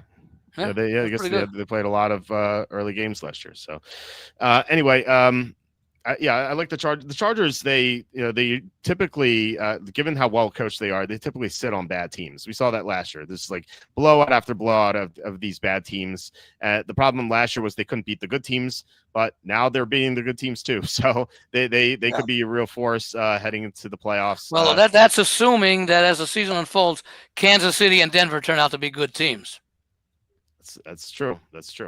I mean, look, both teams are 1-2, but they both lost to the Chargers. So what if they played a mediocre? What if both of them play mediocre teams? They could both be 2-1 potentially, maybe. I like the Chargers a lot here. It's one of my top plays. What do you think?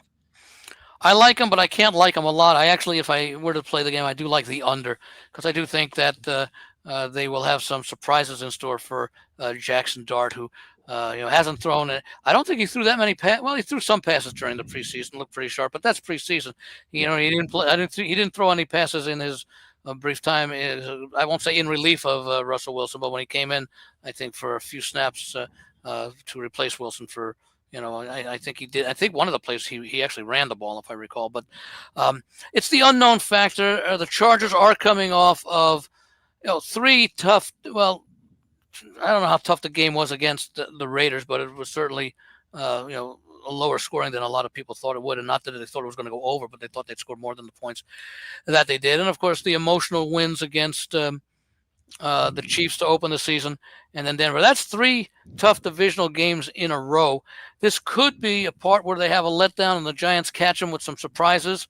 Maybe the Chargers don't have film on Jackson Dart, but the Giants do have film on the Chargers defense and what they like to do and what they don't like to do in certain situations. So that, in a sense, could be a positive for the Giants.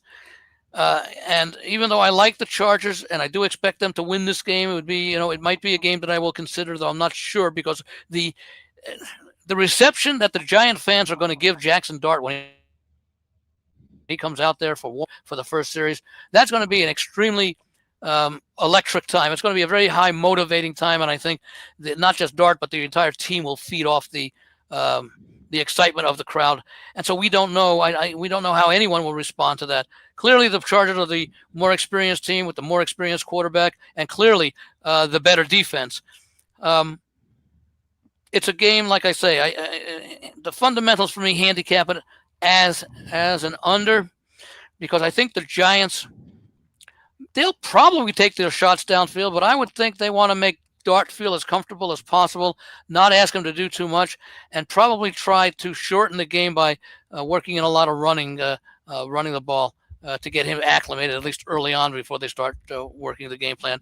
And as we saw, the Chargers, certainly against, in fact, that third quarter against the Raiders is still one of the more intriguing quarters we've ever seen. They didn't even have, there was no third possession in that quarter. I think, was it the Chargers went down and got a field goal and took more than half the quarter, and the other half of the quarter, the Raiders went down and they got a field goal to start the fourth quarter or early in the fourth quarter. So the Chargers are able to take time off the clock, and I think the Chargers figure the only way they can lose to the Giants is by making mistakes. So I think they will limit the number of opportunities where they take chances. Do enough, get out to maybe a 10, 13-point lead, and then just sit on the ball, and the Giants start to get aggressive, which means that the game could get out of hand for the Chargers to cover that number. So it's a game I'm likely going to pass for the side. Probably will include the Chargers in a teaser, though. Yeah. By the way, one thing I mentioned to people, and I did on one of the podcasts I recorded, I think, earlier today with Jim Feist, we talked about teasers and things, is that if you're playing a 2 or a 3-team teaser and you're teasing favorites down to like under 2, run a parlay calculation as if you played those 3 money lines in a parlay. What would it pay compared to what a 3-team, 6 or 6.5 team teaser would pay? Because sometimes the money line actually pays more, and you're basically just asking the team to win a game by more than 1 point, or sometimes by exactly 1 point, or laying a half, you'd win with the 1 point win. So that's something to keep in mind. You can't do it the other way. You can't play the money line, a money line parlay the other way, because the underdog has to win. And if you tease it up from 2 to 8, as opposed to playing the money line at the +8, that's not a very good play compared to teasing it down, where you're basically creating a standard money line play at a lower price point, but you're getting you have to pay the higher vig because the money line price you're paying is for the -8, not the -2. Yeah, you could parlay alt lines going up and see how that plays out, and it might be better because they charge an arm and a leg now for teasers. Yeah. So, I haven't even done a teaser this year because it's outrageous. It's like -130 on FanDuel and DraftKings now. Yeah, well, I have been doing 3-teamers and have picked the right teams, both with the a mix, not a mixture necessarily in the same teaser, but separate teasers using dogs and another one using favorites. Yeah, the right combination. Yeah.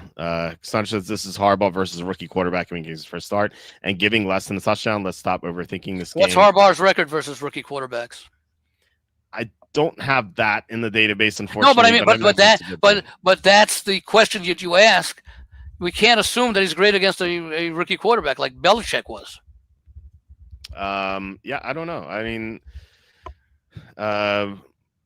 he is. Let's put it this way: the natural inclination would be to think that he is, but the fact that you think that he is doesn't mean he is. But it's reasonable to think that way. It makes sense to think that way. Yeah, I don't know. As with the Chargers so far, Harbaugh is 4-0 against rookie quarterbacks. I don't know what it is. What was he with the 49ers? I mean, that's a good start. Yeah, yeah. I mean, look, the Niners considering it was first year in the league after what, a 10 years absence. Yeah, I mean, he had great records at the Niners, so I imagine it was good. Pretty good. Yeah, I mean, Google's not giving me anything here, so. By the way, and when you do Google, it makes an incredible amount of mistakes. I actually have to correct Google. Okay. Yeah, Google. I asked. I forget what it was. I asked something about the record between Alabama and Georgia since 2015, and Google says the record is so and so. And then I say, well, according to my database, I'm showing this and that, not so and so. And Google comes back. I apologize. You are correct. Which makes it. But I'm saying that's not an isolated incident.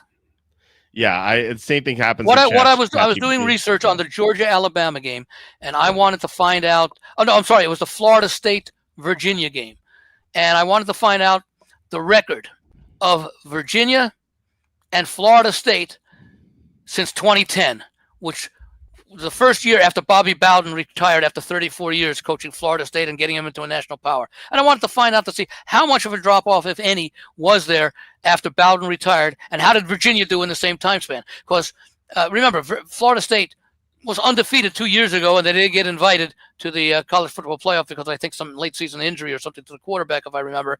And last year they got blown out by, I think it was TCU or Texas or somebody in there, Texas Tech, whatever it was, in their bowl game that year because they didn't really care. Nobody really showed up, and that carried over into last season. And now, of course, we saw the way they dominated Alabama. So I wanted to see, so I'm making the case that, hey, folks, throw out last year for Florida State. This team is more like the team of 2 years ago. Now, they played two cupcakes after they beat a good Alabama team, beat them soundly. And I had some numbers, and I wanted to verify it. So first I asked Google, what was the record? Okay. And they came back with a number. And I said, well, gee, I did my own research, and I came up with this number. And Google come back and says, you're right. They were 129-64 since Bobby Bowden retired. So just keep that in mind when you're using Google. All it can really do is take away confidence rather than give confidence. But ask them a question, which may not be an easy question, but you have the factual information to know the answer. And then when they give a different answer, tell them that they say, okay, Google, I have different information, and then see if they come back and say, I apologize, you're correct, or my records show whatever it is. So, because artificial intelligence is the wave of the future, and it's going to be extremely dangerous if on relatively simple questions they come up with misinformation. Yeah. Factual misinformation, not how do you diagnose something. AI for misinformation is crucial because AI can my phone heard me say Google. That's funny. And then it came up and agreed with me. But yeah, the thing incredible. that this is technology that's going to be used in so many critical areas, and if you don't have confidence in it, it's just going to create do more harm than good. Especially if you test it with facts that are certain. Yeah. When I asked ChatGPT. That was pretty funny. I asked ChatGPT to make a mock draft for me, and it gave a Will Johnson from Michigan, and it gave a Willie Johnson from Michigan. And I'm like, wait a second, you have Will Johnson twice. And it said, oh, sorry for the typo. I'm like, it's not a typo. You just screwed up. Yeah. But I did check personally the Chargers record last year. They did play 4 rookie quarterbacks last year.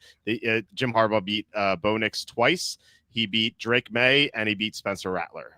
So that was okay. That is another plus in favor of the Chargers, although it still does not eliminate or have any impact on the fact that it's a possibly very positive spot for the Giants, who at least can say, albeit against Dallas, that the offense did show some potency.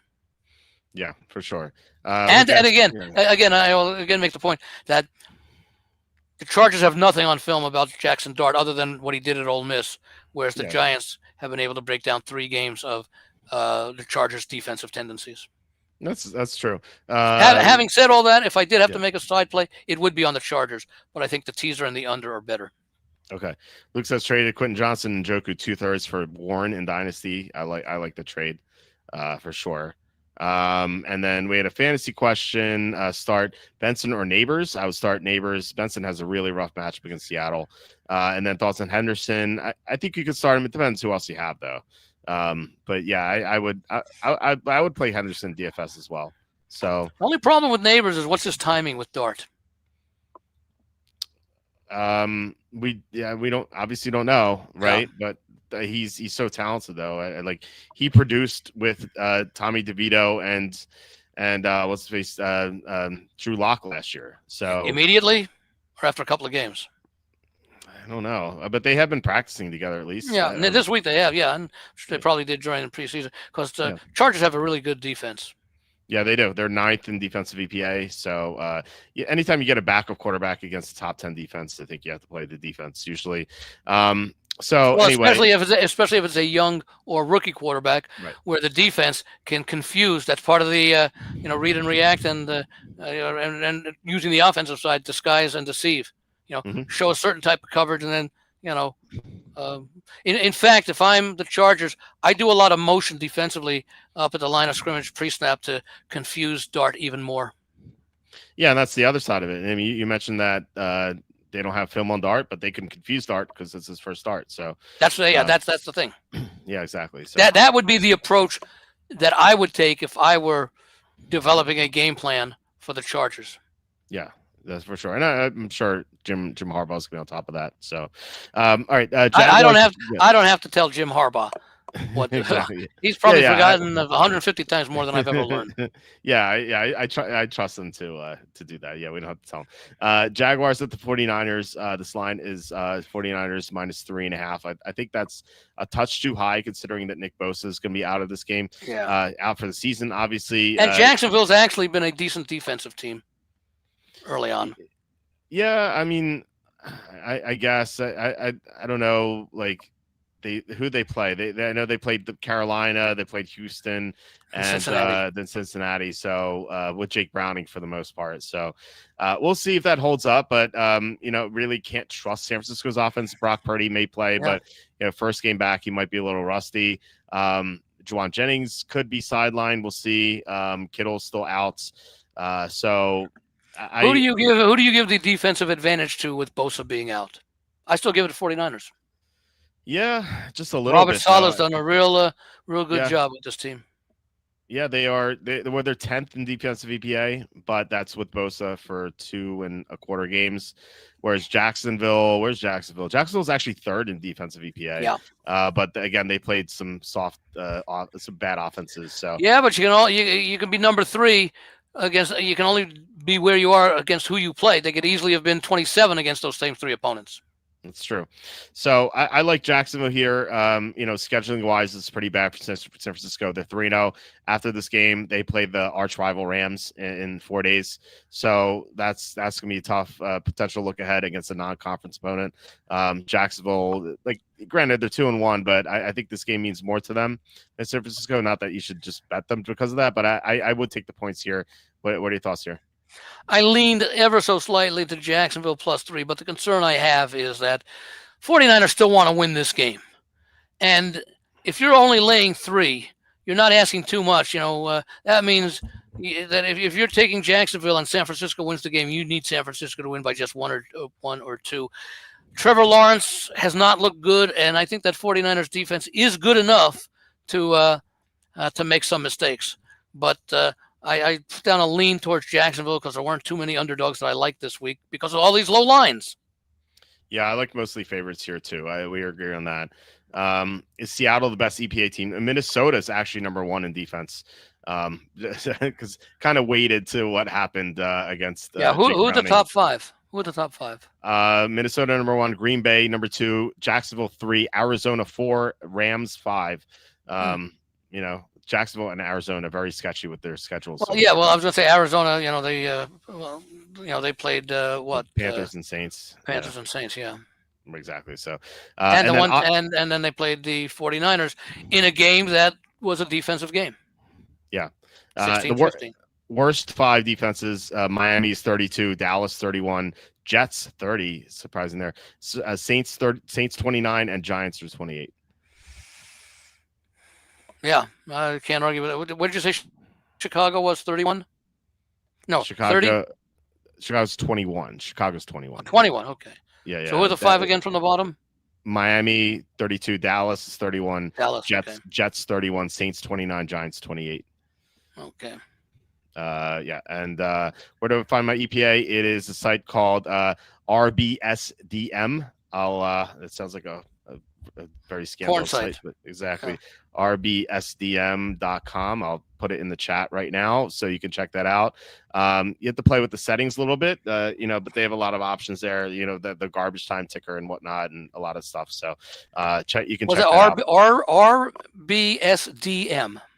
Yeah, right there. RBSDM.com. Yeah. So yeah, there are a lot of cool stuff on there. So anyway, let's get to the next game here. We have Colts at the Rams. It's actually another underdog that I like.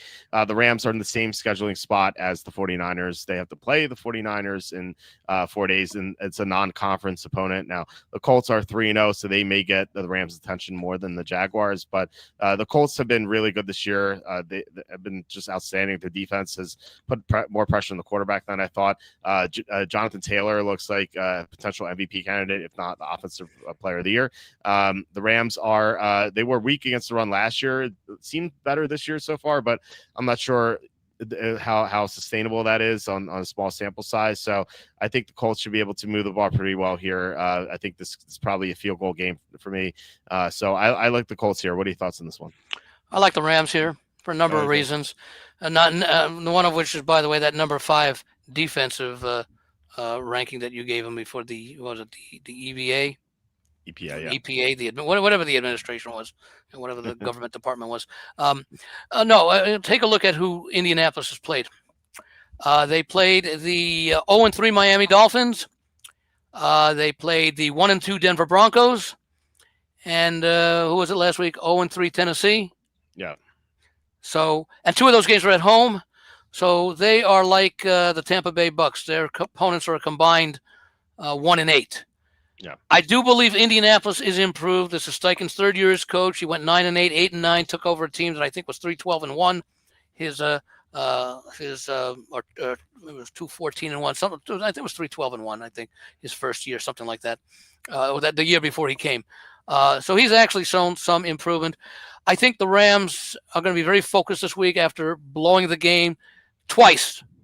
They blew it after having that big lead, and then they blew it again when they gave it up at the end of the game. And that's uncharacteristic of a McVay coach team. And I think McVay is one of the lesser, really good coaches of this generation. He's been to 2 Super Bowls in 8 years, I believe. Yeah. I think he's made the playoffs in 6 of the 8 years, and was 1 play away from making the Super Bowl this past year with that loss in the snow at Philadelphia in the NFC Championship game. I like this Indianapolis team a lot, but I take a look also at how they compared in their efforts against Tennessee, because they played them in back-to-back weeks. They both the Rams and the Colts won. I think they 41-20 that the Colts won, and 33-19 that the Rams won. The Rams outgained the Titans by 187 yards. Colts outgained them by 83. Mm-hmm. A few minutes ago, I talked about, but yards per play is a little bit more of a good indicator as far as total yardage.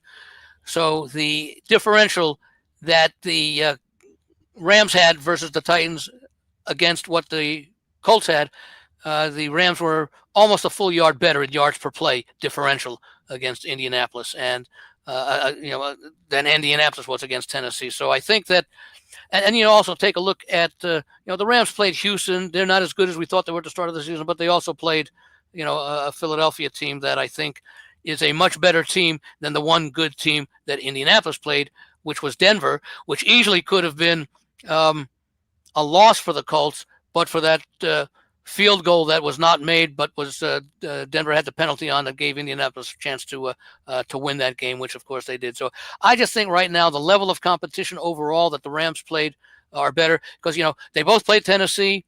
Rams played Rams played Philadelphia, and the Colts played Denver, and then the Rams played Houston, and the Colts played Miami.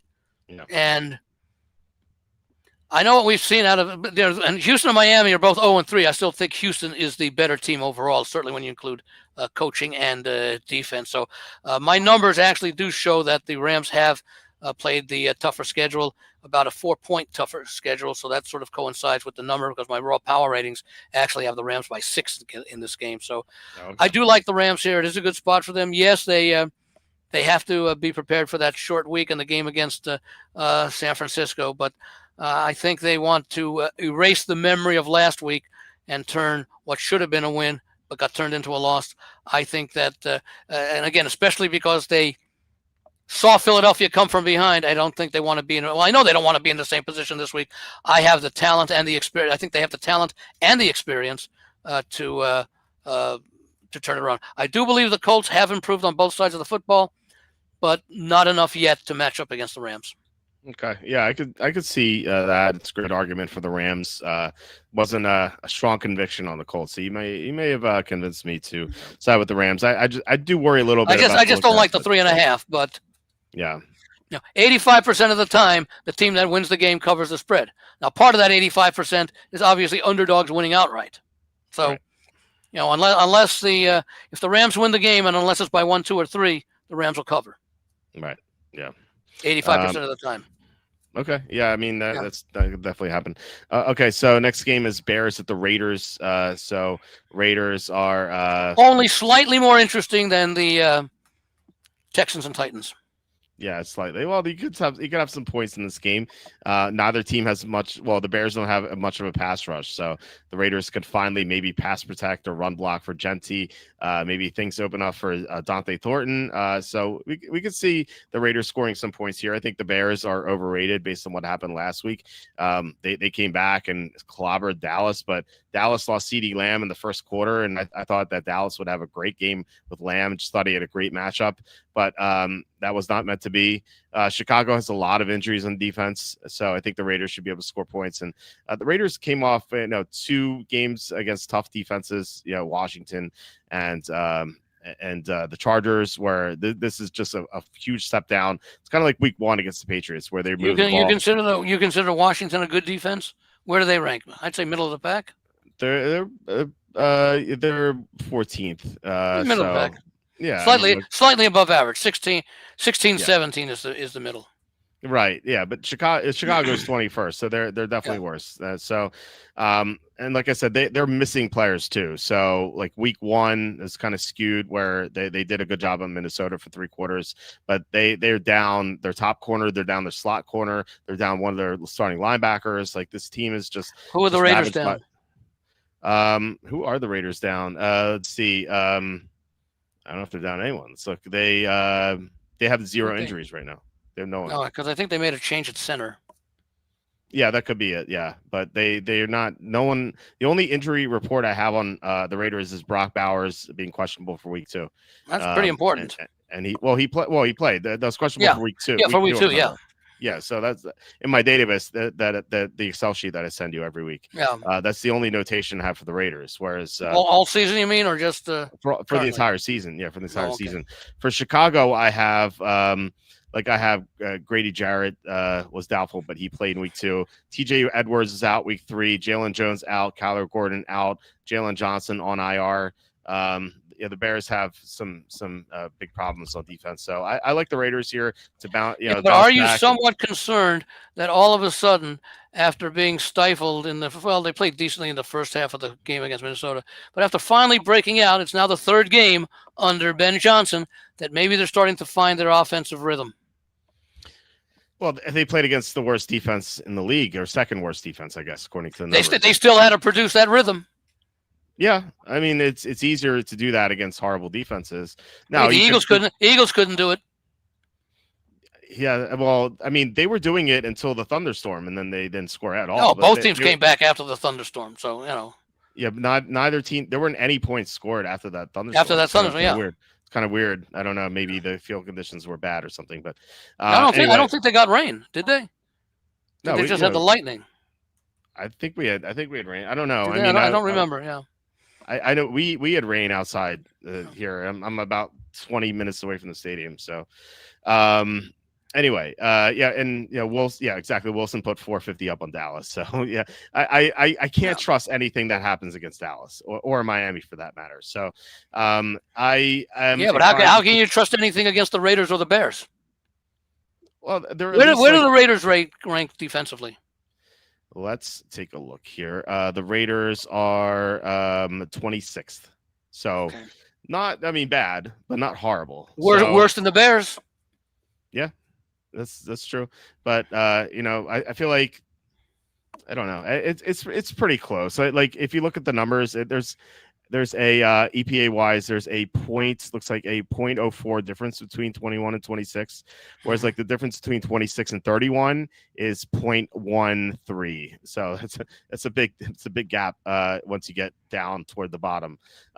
Same thing probably at the top too. There are probably some outliers at the top who have nice margins, and at the bottom same thing, and then everybody else, the other say 24 teams, are grouped in a relatively small range for a 24 data point sample. Yeah, you're right on the money there. And Minnesota is first by a mile, and then Green Bay is like second by a mile, and then it's close after that. And then of course you keep in mind that it's only 3 games against varying competition, and the level of competition will even out over the course of the season. Mm-hmm. We just don't know. Teams very often are victims of who they play, and unfortunately, we get these perceptions based upon these strong or weak schedules. And often it's difficult to change perceptions because you remember it so much because you're focusing on it so much in the early part of the season, because there's not enough other information to focus on until the stats start to become a little bit more meaningful. But you do remember what you see early. Yeah. Jason, are you going to reply to my Survivor stuff? Not sure. Can you send me an email and I'll forward it to my developer. As far as my thoughts in this game, I do like the Raiders, but not very much. I don't like them as much as I thought I did, say 2 days ago, but I still prefer them in this spot because Pete Carroll came out during the week and took full responsibility for the poor play so far. Unfortunately, the offensive line isn't going to change, and like I said, they have Genty has not been. I think Genty's longest run this year is like 13 yards. Yeah, he's averaging. I think he's averaging 2.7 yards per carry. Genty is dead last in the NFL in yards before contact. He is negative, and it's in the backfield. Yeah, negative yards before contact. He's the only running back in the league. Yeah. So he has the juke players in the backfield. So it's when you have a weak offensive line, why do you give up those 2-3 yards? Right. Why? It's like when it's 3rd and 1, and the quarterback's in a shotgun situation to gain 1 yard. Well, now you got to gain 4 yards instead of 1. Right. What's the purpose of that? If you're going to run and you're standing back in the shotgun, they're not going to think you're going to pass. They know you're going to run the ball. Yeah. Yeah, Charlie warned about Genty. He did. Charlie said I wouldn't draft Charlie Campbell. He said I wouldn't draft Genty until the 3rd or 4th round. And in these onward drafts, I would not have drafted Genty unless he had a good offensive line, because once he breaks through that offensive line, he's a great runner. Yeah, he's talking about fantasy football here. So. Oh yeah, for that purpose, yeah, absolutely. Well, yeah, that because he went to a team with offensive line issues. Right, and they could have drafted Membu, had a great offensive line, took like Henderson in the 2nd round, like one of Chip Kelly's guys from Ohio State. Thought that would have made more sense, or Judkins. Especially with Chip Kelly now, the offensive coordinator here for the Raiders, and he's been pretty offensive so far. Yeah, he has been. All right, so you said you thought you'd like the Bears a couple of days ago, but you don't as much now. What changed? No, for I you? thought I liked the Raiders. I'm passing on this Yeah, game. yeah. No, If I that's my if I looked question. at anything here because of the defensive deficiencies, I might look over the total. Well, that was my question. Is that you said a couple of days ago you thought you'd like the Raiders, and then now you're passing Yeah, on the game. It's like yeah. what changed for you? Just more of a deep look at the numbers and look at the deficiencies of both teams when I took some of my secondary numbers, and it turned out to me that neither of them is really a strong offensive team, but both are very weak defensively, and they have the kind of offenses, they have the personnel to be able to take advantage of weak defenses. Well, like we saw with Chicago, last week against Dallas. Yeah. Sent you an email last week. Yeah, send it again. I did forward it. I don't know why there wasn't a response. Just send it again. Got offered Benson and Devontae Smith for Charbonnet, Garrett Wilson. Yeah, I would do the Charbonnet, Garrett Wilson side for sure. I don't really think Benson's all that good. I think I would trade him, and then safe to drop Dante Thornton if you need to. Yeah, but I think he still has a lot of upside. So, all right. Next game is let's go to the big game of the week. Ravens at the Chiefs. The Ravens are favored by 2.5, so not quite 3. I thought that maybe this would move based on what happened Monday night, but it did not. This line has been 2.5 this whole time. I'm gonna check what we have out here in Vegas because I saw some threes earlier today. Okay. Just check on that very quickly. Well, Bet Rivers has -3. Bally's has -3. I'm showing the Ravens -3 even money, 2.5 -20, 2.5, 2.5. One other place has local place has 3 even money. Yeah. Pinnacle has 2.5 -12, so that's tending towards 3. Yeah, I don't really know what I want to do yet because we haven't really seen just an injury report just yet. I want to see if Justin Matabuke plays, or Nnamdi, I guess to change his name. Nnamdi Matabuke plays, and Kyle Van Noy. Those two guys are so crucial to Baltimore. They couldn't stop the run without him. Not that the Chiefs can really run the ball. I think either way, I think I would lean toward the Ravens, but I'm talking about like how much I want to bet on this game. Right now, I would say nothing on the Ravens. Just like sit back and watch the game. But do you have a strong lean here? Because I really don't. Yeah, I like Kansas City. Okay, I thought they were okay against Philadelphia last week. They were clearly not the best team, but they certainly improved their performance. Not that it was a very high bar to achieve.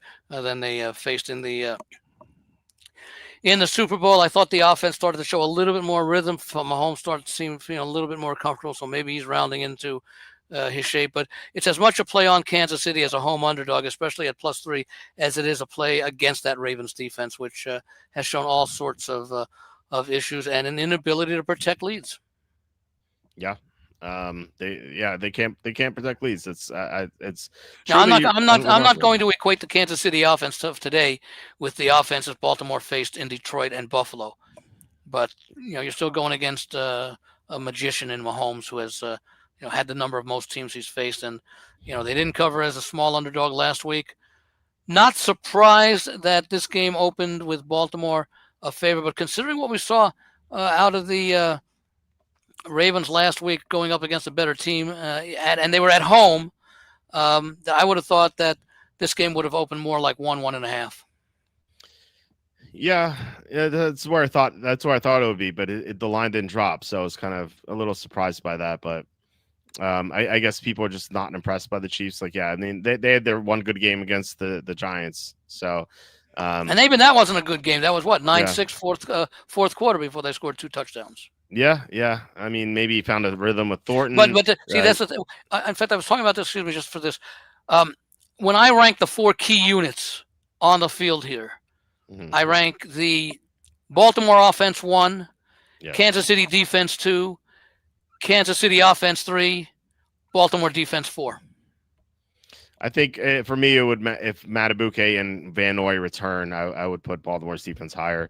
But yeah, I mean, based on how they played, I can't disagree with you. Yeah, I can't go by what we remember from last year and everything. I'm going with what we're seeing this year. And, injuries are always going to be part of it, whether they occur before the game and that they're going to be out or they're going to be out. And, you would have thought that after Baltimore on that opening Sunday night against Buffalo saw what a good, powerful offense can do, they would have been a little bit more prepared against Detroit. And even then, in fact, I think it was 21-21. And then I think the Lions went up 28-21, didn't they? Yeah. And then the Ravens came back to get the field goal, which pissed me off because I had the over and now I needed another score. Right. And I got that last score, but it was Detroit getting another field goal to Right. make it 31-24, sitting at 55, as opposed to now we knew that Baltimore wasn't going to get a field goal down by 4, but they didn't even get in position really to have a good shot at a touchdown. Yeah. Yeah, I mean, well, you did get your over, so and I did not get my Lamar Jackson over rushing yards. He was sitting at like 35. It was 36.5. Like he was sitting at 35 and he just couldn't do anything. It was so frustrating. Now let me ask you, and not that either one you would like, would you rather lose that way where he just didn't achieve the number, or he achieved the number and then lost yardage, like as they're running the clock out and he's taking knees? That'd be brutal. Which is tougher to bear? I think having the win in hand and losing it is tougher. I think. Yeah. That's just unfortunate, but yeah, that's part of it. It's part of it. It's too bad fantasy leagues don't count kneel downs as not counting. Yeah, I always talk about the bad beats, but I actually in a DraftKings contest, it was a Saints game. I think it was Saints Panthers, Saints someone or Saints Jaguars on a Thursday night game, and the quarterback was kneeling down, and I actually moved into the money based on the kneel downs. Okay. So that I mean it was $30. Like what? It's not a huge deal, but like it's still funny that it worked out that way. All right, so we had the Sunday night game here, Packers at the Cowboys. This line is Packers -6.5. There are some 7s out there. I think this is going to be a complete slaughter. I don't see this game being Dallas close. is that much improved, huh? Yeah, it's Dallas 49, Packers 11. Like no. If the Cowboys score 49, the Packers score 70. Right, exactly. It'd be a basketball score. Yeah. Look, I don't see how I can't make a good argument for Dallas. Like I'm trying to. Maybe there are turnovers or something. Weird stuff could always happen. How many turnovers have the Cowboys forced this year? Do you have that in front of you? I do not. I could ask Google, I guess. I could find out here because I got the box scores for the first 3 games. Let's see. Their first game. Who'd they play that first game? They played Eagles. The Eagles on a Thursday night, and the Eagles did not turn the ball over. In week 2 was that crazy game against the Giants, and the Giants had 1 turnover, an interception. And last week, Dallas played the Bears. The Bears, and the Bears did not turn the ball over. So what, they forced 1 turnover in 3 games. Yeah, it's not good. There could be specialty, like Turpin could return a score or something. I like, just weird stuff. But unless there's something crazy, I think the Packers just kill the Cowboys here. Like their offense, or any offense we've seen against Dallas can score. Russell Wilson threw for 450, for crying out loud. So Green Bay is going to score points. We know that. And then the question is, like, can Dallas? Well, look at what Chicago did last week. Right, exactly. And that's uncharacteristic. 31 points. Yeah. Caleb Williams had his best game of his career. Like, yeah. Interesting how Eberflus has been involved with Caleb Williams having the 2 best games of his career. Right. Once coaching him, once coaching against him. Exactly. So, the question is, like, can the Cowboys score and keep pace here? And I don't see it without CeeDee Lamb, without 2 interior linemen. Remember, their tackle play is already bad, so they're down. They're good blockers in the interior, except for one of them.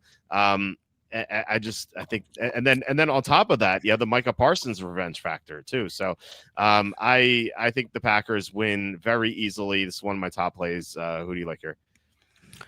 I like Green Bay. I'm not sure I like it with the same enthusiasm you do, but I do like the Packers. I also do lean a little bit towards the over. I do think Dallas is capable of getting some points. I mean, the running game has been decent, notwithstanding those injuries, and they do have some some other receivers that they've been able to work into the rotation. But I see if a team's going to force turnovers, it's going to be the Green Bay defense, and that could add to 2 or 3 scoring opportunities during the game. I think Parsons said he expects to be getting a lot of applause when he gets introduced returning home. And I think the Cowboy fans might very well do that to send a message that, hey, Jerry, you made a bonehead decision. Yep. Yeah, they should cheer for him. This is based on how Jerry Jones screwed things up. So it'll be fun to watch. I think just the Jerry Jones embarrassment. Yeah, I'm not sure if it'll make my card, but if it does, it'll be Green Bay. Yeah, it'll be in all my cards. I'm going to convince everyone to put that on the card. So we'll see. I don't know how Evan and Tom feel about it. I'm pretty confident Tom likes the Packers season. Well, you spoke to Evan last night, right? Oh no, you didn't. Probably because of the holiday. No, Evan. no, you does on Thursday now. That's right. Evan does Thursday. Yeah. I had to go solo last night because Kenny, who's my fantasy guy, comes on Tuesdays. He had food poisoning, so I was solo for 2 hours, just speaking for 2 hours by myself, which is I could do that, but it's hard to fill. As long as you don't have any arguments. Yeah. Or at least they don't get physical. Yeah, right. But you do a little Three Stooges routine. We do some arguments with the chat. Oh, by the way, I almost forgot. I think it was Cassandra. Maybe. Forgive me if I'm wrong.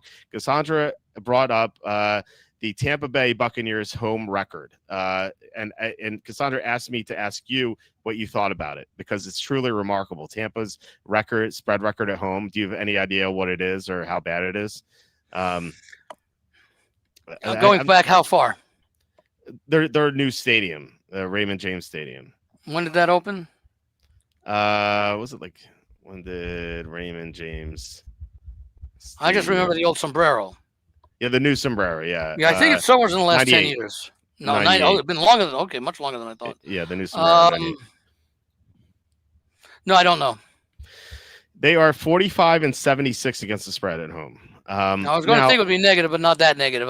Because remember, they were bad teams for most of those 25 years or 27 years or whatever it is. Yeah, but 45-76 is so bad. Like, what do you make of that? Like, what is that? Like, how is that bad? It's just a bad team, a poorly run franchise. Yeah. I mean, they have won 2 Super Bowls in that period of time, but they've also been last place teams for extended periods. Yeah, but they won the division. Remember their first year of existence, they were 0-14. Yeah, that was league. Setting the foundation for a lot of misery.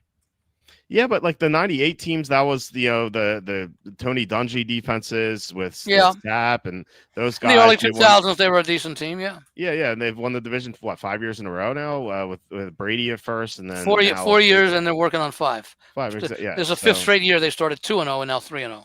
Yeah, so it is. I am surprised that it is that bad, but when I think about it, and I say, out of the 25 years, maybe 8 of them were good years and 17 of them were not so good years, although it's probably not quite 17 because they've been a good team the last 5 years, 4 years plus this year, been a division winner and playoff team, which means, they have won. I think a couple of years they won the division 9-8 or 9-7 or something like that, but that's still a winning record. And even a 9-7 records lessens the magnitude of the below 500 part.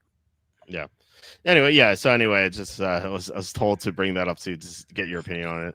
All right, we have 2 Monday night games, very spaced out, very very greatly planned, 7:00 and 10:00. Wait, no, never mind. It's not the case here. You're thinking about week 2. yeah, I had this amnesia there. So it's 7:15 and 8:15. I don't understand at all. And so anyway, Jets at the Dolphins. The very least, they should have made it 7:15 and 8:45. You allow an hour and a half, so that by the time that the second game starts, you're probably during halftime of the first game. Yeah, that's fine. When you're in halftime of the second game, you're watching the end of the first game. Right. Yeah, that's playing it out that way. I feel like, who would you say, Bozo the Clown does this? Yeah, Bozo. No, yeah, and who's should really be pissed about it? What's that? The sponsors were paying for all the advertising. Yeah, or they're effectively getting a game and a half's worth of advertising. What about the sponsors for the Sunday morning NFL shows who have to compete now with the London game or Ireland game in this case? Yeah, they're probably not getting bang for their buck either. Yeah, I would make us think about it if although I think the people that should be more upset are the sponsors of these 2 Monday night games. Well, yeah, that's at least you have a good team in the second one. But Well, no, it's not so much that. It's the 3 hours. If you're paying for time, half the country won't see your ads for the second half of the first game or the first half of the second game because they're being played simultaneously when they could very easily be spread out. Yeah, and there are bad games too. So. Because remember, they're national games as opposed to regionally telecast games that you have on Sunday, where obviously, the sponsors of a Tennessee Indianapolis game, the viewers are not going to be getting the ads that the sponsors are paying for the game between Rams and Vikings or whatever. Mm-hmm. Here, there are two separate games, and they've already done it with the situation that would please the sponsors of having two full games where their ads are going to be seen. So why did they do the right thing in week 2 and the wrong thing in week 4? I have no idea. I don't understand it at all. But all we can do is complain and handicap the games. So yeah, this first one in the you call it the toilet bowl. It's 0-3 teams. Dolphins are 2.5 point favorites.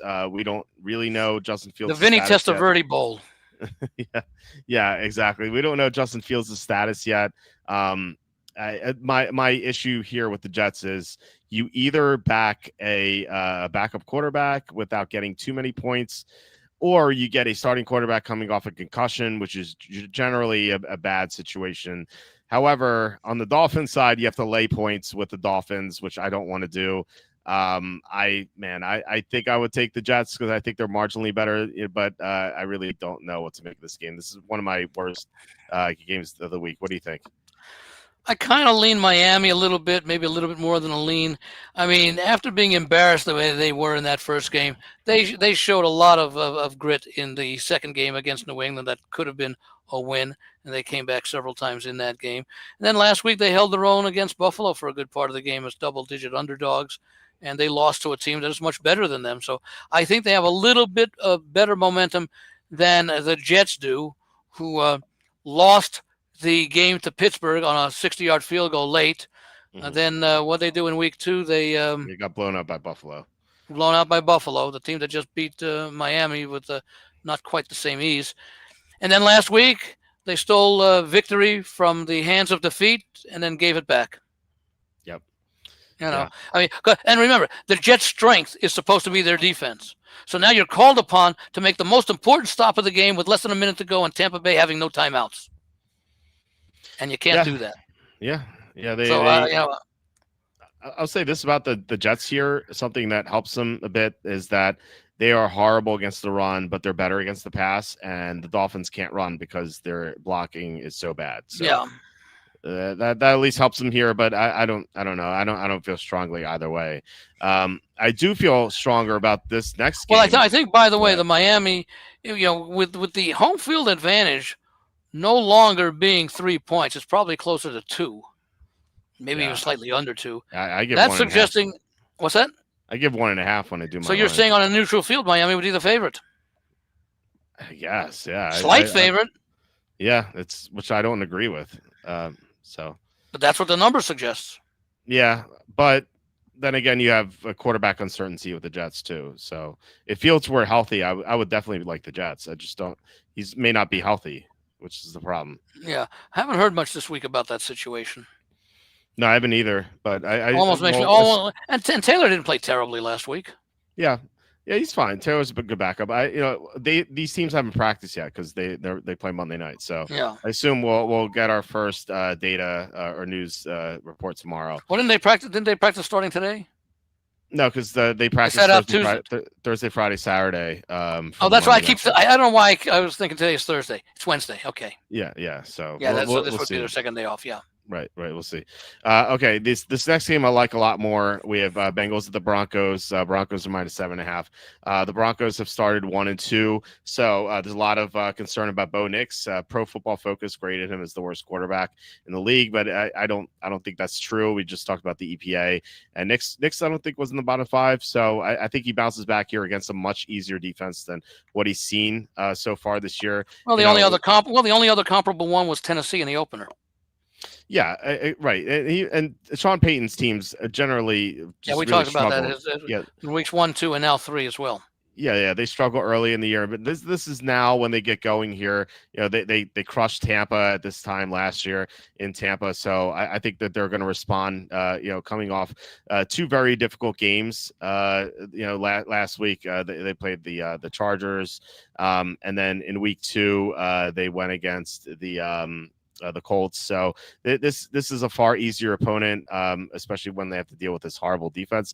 And then offensively, the Bengals can't block, and we know the Broncos can get a lot of pressure on the quarterback. Yeah. So I would be surprised if this game's competitive. We just saw Minnesota destroy Cincinnati, and I think Denver's going to treat them similarly. By the way, we talk about like the Packers having 70 pressures this year. The Broncos have the most pressures in the NFL so far this year. They have 87 pressures in 3 games, which is unbelievable. And Cincinnati's offensive line is going to be in so much trouble here. And also, you have Jamar Chase. Yeah, Browning's uniform at the end of the game will live up to his last name. Yeah, right. It's going to be pretty. He'll be tough stargazing a good part of the afternoon. Right. Yeah. So you have. And you have Jamar Chase going against Patrick Surtain too, so you can't even lean on Chase. I think this is going to be a bloodbath with Denver being desperate to avoid 1-3. What do you think? Yeah, I don't know that it'll be 48-10 like it was against the Vikings. A lot of it will depend upon, it really comes down to if Denver can avoid turnovers, they can name the score. Yep. Yeah, I think Denver. I think Denver's a really solid pick this week, even at 7, even higher than 7.5. Is that what you're showing? 7 or 7.5? 7.5. What'd you make this line? Or did you? Let me see. I'll tell you in a minute if I can find that sheet. Okay. I got so many papers here. Because I could buy them all the way up to 10. I think. I think I made it like 13. Yeah, it might be. This might be a good alt line game where you bet the Denver minus 13.5, depending on what the vig is for that. Or whatever plus whatever you get for that. Denver also has. It's also a very favorable. This is what another reason I like Denver. It's a very favorable spot from them. They played their last 2 games on the road and their next 2 games on the road. Okay. Yeah. So this is their only home game in effectively a 7-week stretch, 6-7 week stretch. Yeah. Yeah. They'll and again they're coming off 2 straight losses. I would be pretty shocked if they don't come out swinging here and just 2 straight, two close losses too. Yeah, exactly. The Denver minus 13.5 is let's see, plus 164. The minus 20.5 is plus 400. So the 20.5 might be better. I should be getting more than plus 165, laying 13.5. Yeah, the 4-1 and the minus 20.5 sounds pretty good to me. So might put a little on that. So, all right, that is it. Glad we agree on the last one because I love Denver this week. Andy, do you want to go over thelogicalapproach.com a little bit or talk about your newsletter, which is outstanding? In fact, you'll be getting your copy a little bit later because we just finished sending those out beforehand, except for a couple of groups. This week I introduced my college and pro football spreadsheet, which has a lot of proprietary numbers in there as far as comparisons go, power ratings, and things like that. And by the way, this applies more to college football than pro football, and that is the misleading statistics that you can see in college football. And one of them applies to one of the big games this week, Mississippi and LSU. If you take a look at the stats that include all games, they show Mississippi outgaining the opposition by 145 yards per game. However, if you take out the one game against their FCS opponent, who they beat 56-10 this past week, Southeast Louisiana, and you just look at their 3 games against FBS competition, they only outgained the opposition by 85 yards per game. And the point is there that a lot of these blowout games early in the season in college football, when you're laying 44 points and covering, are going to skew the statistics for a good another 4 or 5 weeks. And, like I said there, of a plus 145, 60 of those yards per game came out of one game because it was from 145 to 85 when you eliminated. That's something to be careful of for those people who do handicap college football and do bet college football, that try and find a source where you can find the stats overall and then segregated by FBS only and all games. Oh, I see that. Someone wants to know who I like. I like Penn State and Alabama. Okay, interesting. Yeah, I didn't get to handicapping with college football yet. Yeah, I will be doing that. I like Penn State's experience advantage playing at home. That whiteout that they're going to have, and Aller, the quarterback, coming back. Alabama has beaten Georgia, I think, 8 of the last 9 times they've played since 2015, or 7 of the last 8.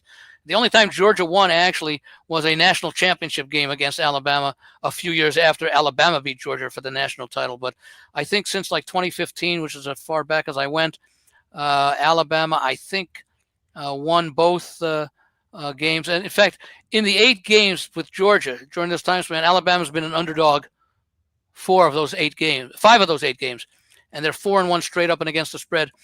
And now a lot of people say, well, yeah, but that was with Nick Saban. Yeah, that's very true. And of course, Kirby Smart was a top assistant defensive coordinator under Saban before he moved on to Georgia to get that head coaching job, I think, in 2016. But DeBoer took over last year, and they met in the regular season, and Georgia was a small favorite. Alabama won the game outright. So, you talk about a team having their number. Maybe this is maybe Alabama, Georgia recently has been Seattle, Arizona of the NFL. Okay, yeah, well, much better versions. Not a strong play or anything, but it's a play that I've made. Okay, yeah, I don't know if I'm gonna get on that. I haven't like looked at any of the games yet, but I will in the coming days. So I'll have the college football picks on the site too. So check out the logicalapproach.com. Get Andy's newsletter; it is fantastic. Highly recommend it. Definitely worth it. So all right, guys, thank you so much for watching and commenting. Really appreciate it. Please hit like, subscribe, comment below, share this video. Visit walterfootball.com for tons of content. And Andy, love having you on the show as always. But yeah, I hope you guys have a great week 4, win all your bets, and we come back week 5 very happy. I hope you win all the bets, and the ones you don't win, I hope you push. Yeah, exactly. All right, guys. Unrealistic, but possible. Yeah, could happen. Yeah. All right, guys. Have a great night. We'll be back tomorrow with Evan about 15 to 20 minutes after the Thursday night game. So I will talk to you then, and